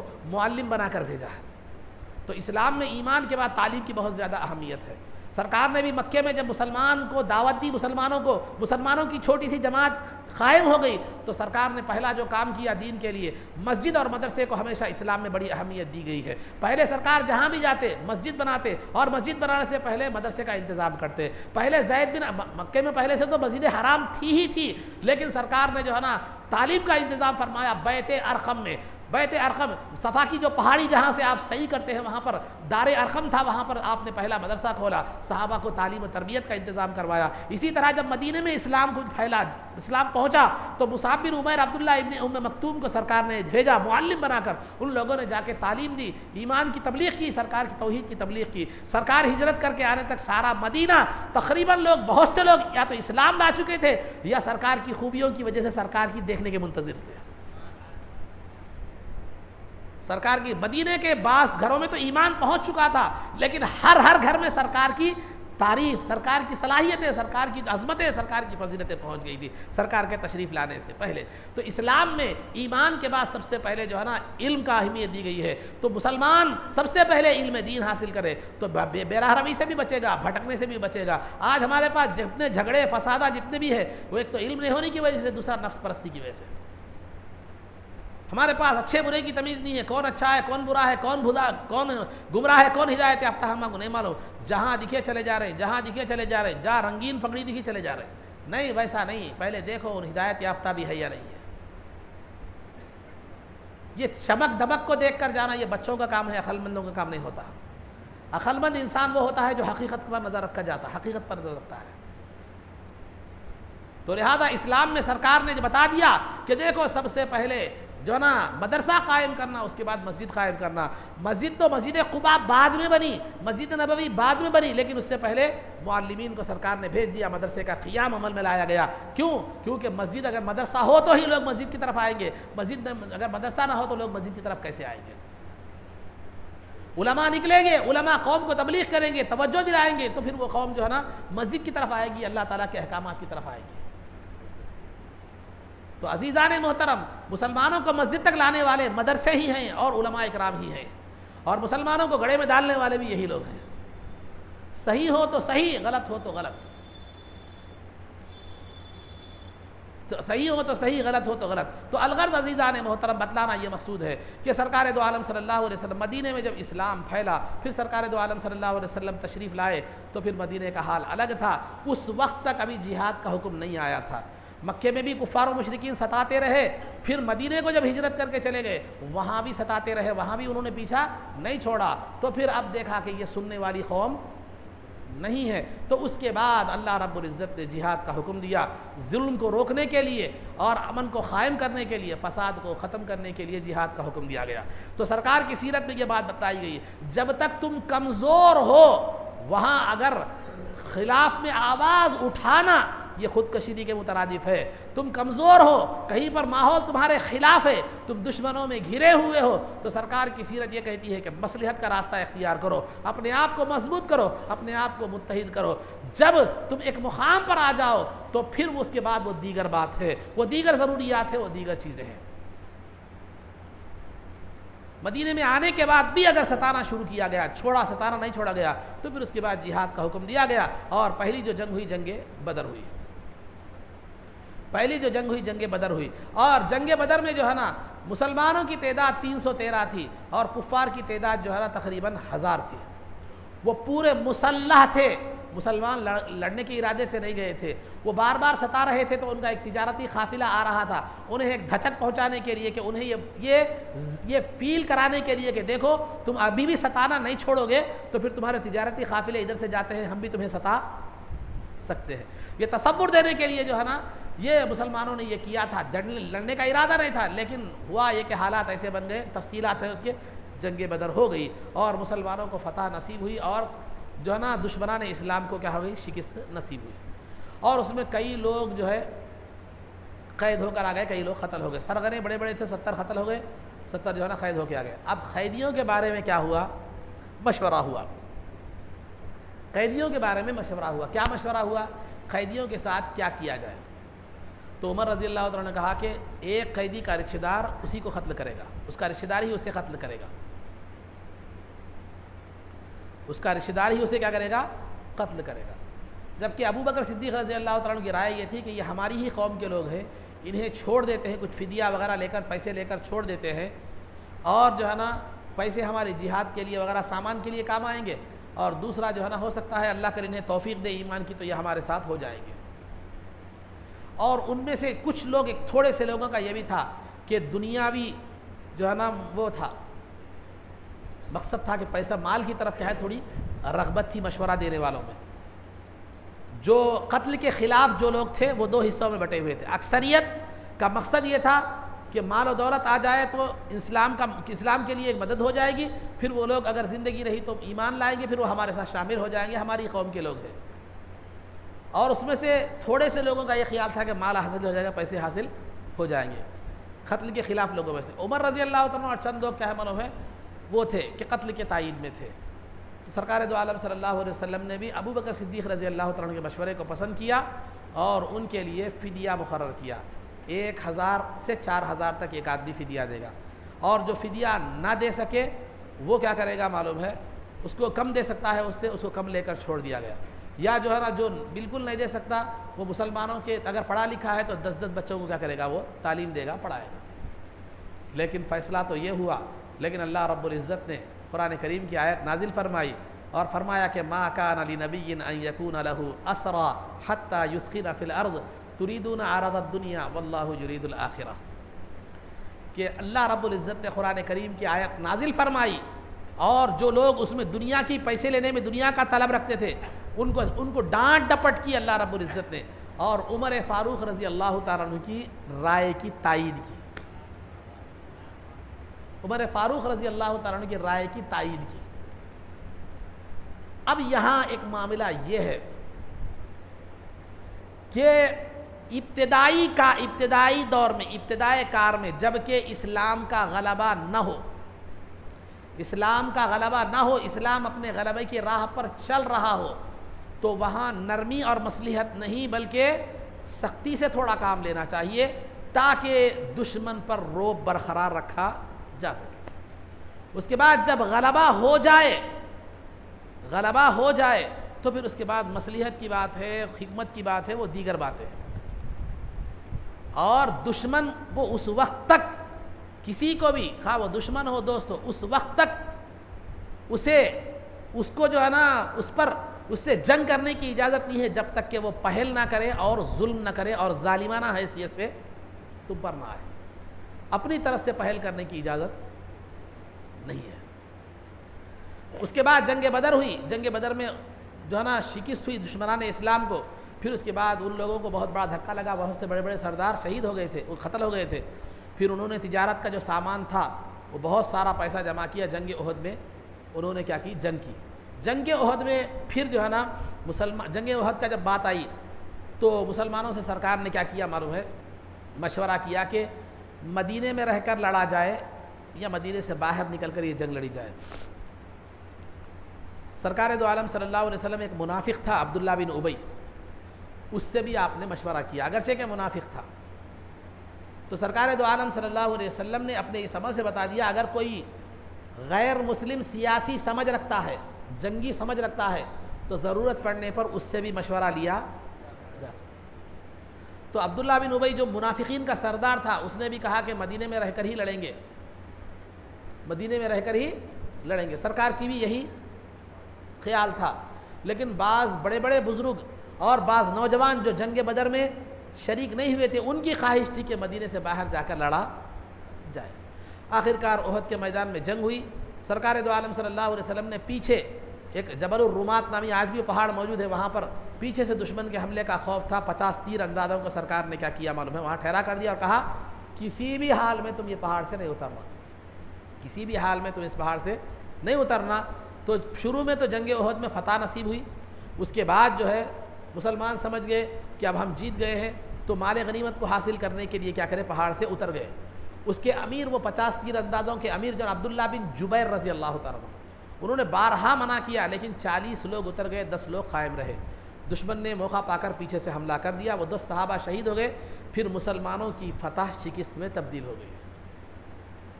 مسلمانوں کی فتح کیا ہو گئی؟ شکست میں تبدیل ہو گئی. تو ان واقعات سے بدر میں مسلمانوں کو فتح ہوئی اور احد میں شکست ہوئی. اس سے اس بات کی طرف سیرت سے ہمیں یہ درس ملتا ہے کہ کبھی جنگ میں فتح مسلمانوں کو ہی ہو ضروری نہیں ہے, کبھی دشمن اسلام کو بھی ہوتی ہے, کبھی اسلام کو بھی ہوتی ہے. یہ وَتِلْكَ الْأَيَّامُ نُدَاوِلُهَا بَيْنَ النَّاسِ. اور جو صحابہ نے اگرچہ کہ مال غنیمت حاصل کرنا یہ حلال چیز تھی, فَكُلُوا مِمَّا غَنِمْتُمْ حَلَالًا طَيِّبًا, ایک حلال چیز کے لیے اترے تھے صحابہ, لیکن سرکار کا حکم تھا کہ کسی بھی صورت میں نہیں اترا. تو سرکار کے حکم کی مخالفت کی وجہ سے فتح کیا ہو گئی؟ شکست میں بدل گئی.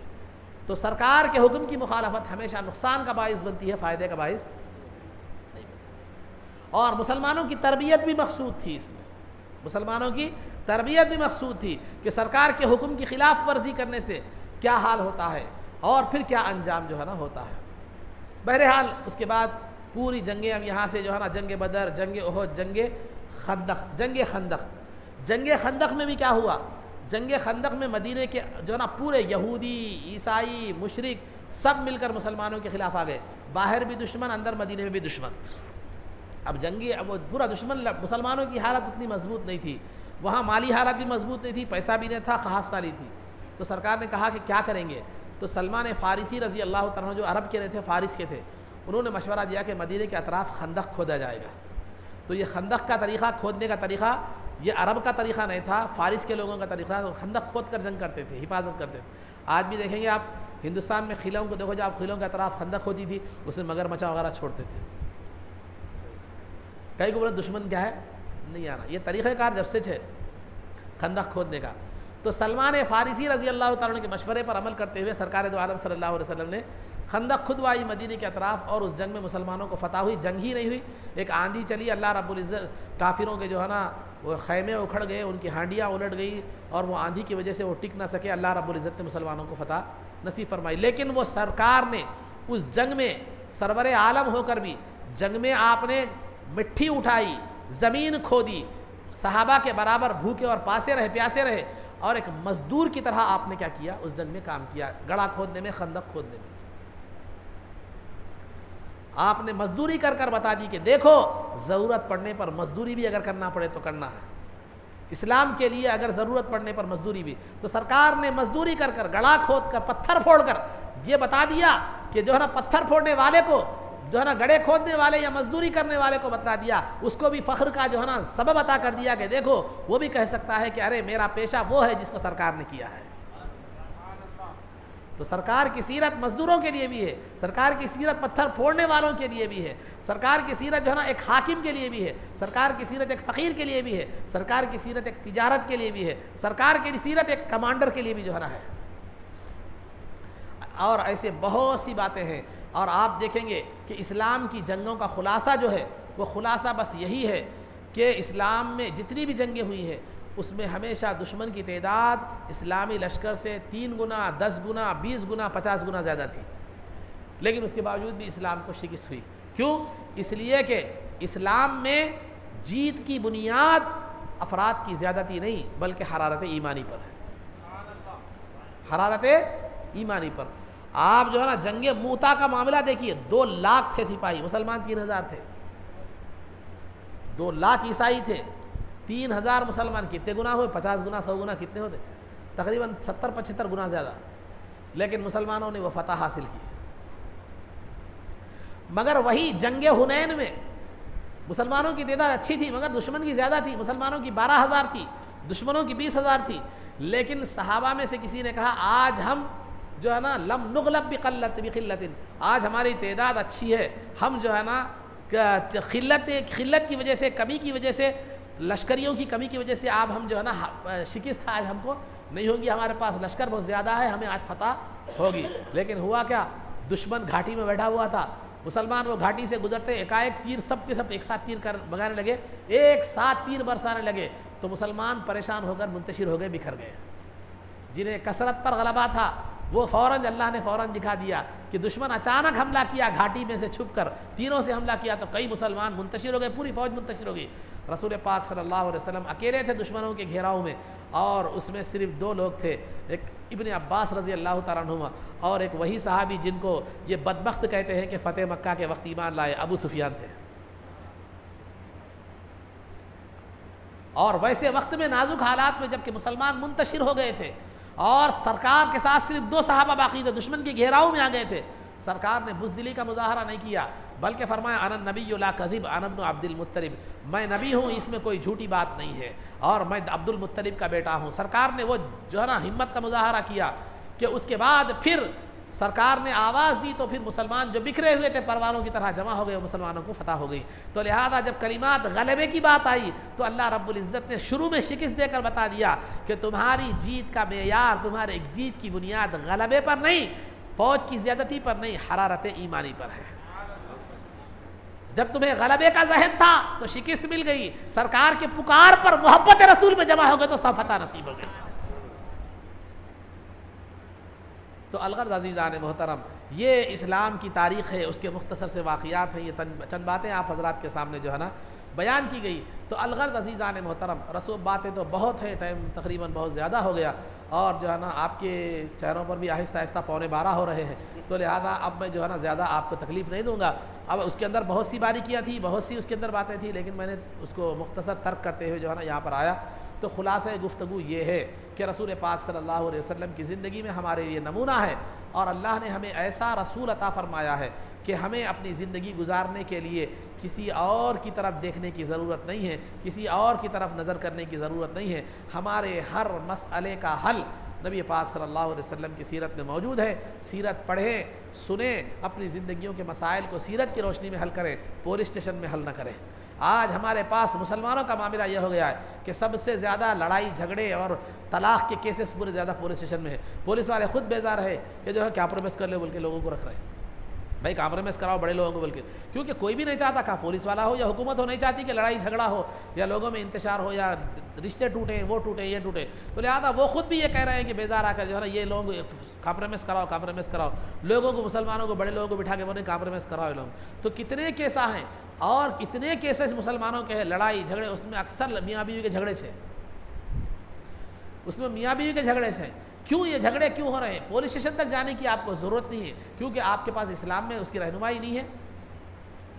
قرآن کہتا ہے کہ وَإِنْ خِفْتُمْ شِقَاقَ بَيْنِهِمَا فَابْعَثُوا حَكَمًا مِّنْ أَهْلِهِ وَحَكَمًا مِّنْ أَهْلِهَا إِن يُرِيدَا إِصْلَاحًا يُوَفِّقِ اللَّهُ بَيْنَهُمَا، کہ اگر میاں بیوی میں اختلاف ہو جائے تو ادھر کے کچھ لوگ، بیوی اور شوہر کی طرف کے لوگ بیٹھے، جمع ہو جائے اور بیٹھ کر بات چیت کے ذریعے سے مسئلہ حل کریں، اور اللہ رب العزت بھلائی کی صورت پیدا فرمائے گا، بشرطے کہ ان کی نیت اصلاح کی ہو۔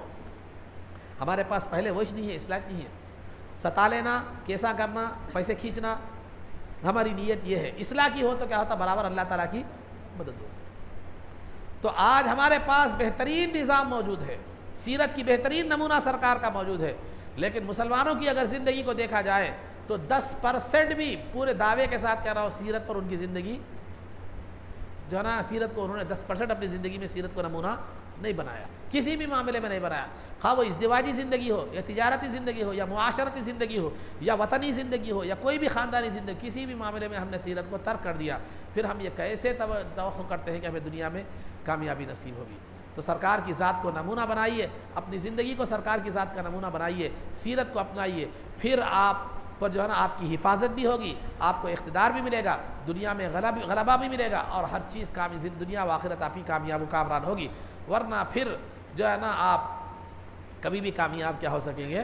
جو ہے نا نہیں ہو سکیں گے، کبھی بھی کامیاب نہیں ہو سکیں گے۔ اگر آپ بنجر زمین میں بیج ڈال کر یہ توقع کر رہے ہیں کہ پھل ہوگا، پھول ہوگا، وہ ہوگا، تو آپ شیخ چلی کے سوا کچھ بھی نہیں کہلائے گے آپ، بلکہ زرخیز زمین میں کیا کیجیے، آپ بیج ڈالیے، تو پھر کیا ہوگا؟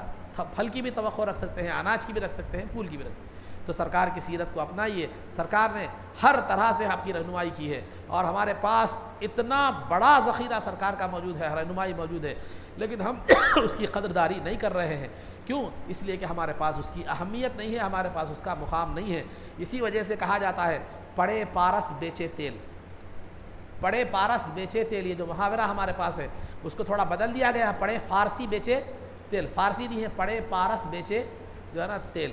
ایک آدمی کے پارس ایک قیمتی پتھر ہوتا ہے جیسے ہیرا وغیرہ ہوتا ہے، تو ایک آدمی کے پاس پارس نامی پتھر تھا، وہ اتنا قیمتی پتھر تھا کہ اس کی 7 پشتیں کھا سکتی تھی وہ پتھر سے بیچ کر اس کو، لیکن اس کے باوجود بھی وہ تیل بیچتا تھا، تیل بیچ لیتے پھرتا تھا، تو اس کو وہ پتھر کی شناخت نہیں تھی، پتھر کی اہمیت نہیں تھی۔ ایک مرتبہ وہاں ایک جوہری وہاں سے گزرا، ان بولا اس کی حالت کو دیکھ کے، پتھر پڑا ہوا ہے، پارس جیسا قیمتی پتھر ہے اس کے پاس، اور ان تیل بیچ لیتے پورا گاؤں پھر رہا، تو لہذا بولا پڑے پارس بیچے تیل، کیسا نادان ہے، پارس جیسا قیمتی پتھر پڑا ہوا ہے اور تیل بیچ لیتے پھر رہا ہے۔ تو ہمارا حال بھی وہ تیلی کے ویسا ہے۔ سرکار کی سیرت جو ہے نا ایک جوہر کی شکل میں ایک سرکار کی سیرت ہمارے سامنے موجود ہے، اور ہم جا رہے ہیں دنیا کے دروں پر اور دھوکے کھا رہے ہیں، دھکے کھا رہے ہیں، اور جو ہے نا خود بھی پریشان، دوسروں کو بھی پریشان، سب کو پریشان، پورے معاشرے کو کیا کر رہے ہیں، تباہ کر رہے ہیں۔ تو ضرورت اس بات کی ہے کہ ہم سرکار کی سیرت کو اپنائیں، اس کے مطابق اپنی زندگی گزاریں، اپنے مسائل کو اپنے درمیان ہی حل کریں، علماء سے رجوع اگر کوئی چیز معلوم نہ ہو، تجارت کرنا ہے، تجارت شروع کرنے سے پہلے علماء سے مشورہ کریں، کوئی مسئلہ سمجھ میں نہیں آ رہا تو علماء سے مشورہ کریں، اختلافات ہو جائے تو علماء سے مشورہ کریں، اور شریعت کی روشنی میں اپنے مسائل کو حل کرنے کی کوشش کریں، پھر دیکھیے زندگیاں کیسے خیر و برکت والی ہوگی اور زندگیاں کیسی بہتر ہوگی۔ نہ آپ کو اگر سرکار کی سیرت پر اگر آپ عمل کرنا شروع کر دیں تو نہ آپ کو کسی پولیس اسٹیشن کی ضرورت ہوگی، نہ کسی عدالت کی ضرورت ہوگی، نہ آپ کا کوئی کیس جو ہے نا وہاں پر کوئی عدالت میں آپ کا ہوگا، بلکہ آپ کا ہر مسئلہ اسلام کی روشنی میں حل ہوتا چلا جائے گا اور آپ کی زندگیاں بہتر ہوگی۔ اللہ رب العزت سے دعا ہے کہ سرکار دو عالم صلی اللہ علیہ وسلم کی سیرت پر عمل کرنے کی ہمیں توفیق عطا فرما، سرکار کے نقش قدم پر چلنے کی ہمیں توفیق عطا فرما، عزت و عافیت کی زندگی دے اور ایمان پر ہمارا خاتمہ فرما، رسول پاک صلی اللہ علیہ وسلم کے قدموں میں ہمارا حشر فرما، آپ کی شفاعت عظمیٰ سے ہم کو بہرہور فرما، آپ کے دست مبارک سے جام کوثر پینا نصیب فرما، جنت میں آپ کی غلامی معیت اور رفاقت نصیب فرما۔ اے اللہ یا حاضرین کے حاضرین مجلس کے زائد مقاصد کو پورا فرما، اے اللہ ہمارے اس کہنے اور سننے کو قبول فرما، اس کو ہمارے لیے ذخیرہ آخرت اور ذریعہ نجات بنا۔ وصلی اللہ تعالی وسلم علی خیر خلقہ سیدنا محمد و آلہ و صحبہ اجمعین برحمتک یا ارحم الراحمین والحمد للہ رب العالمین۔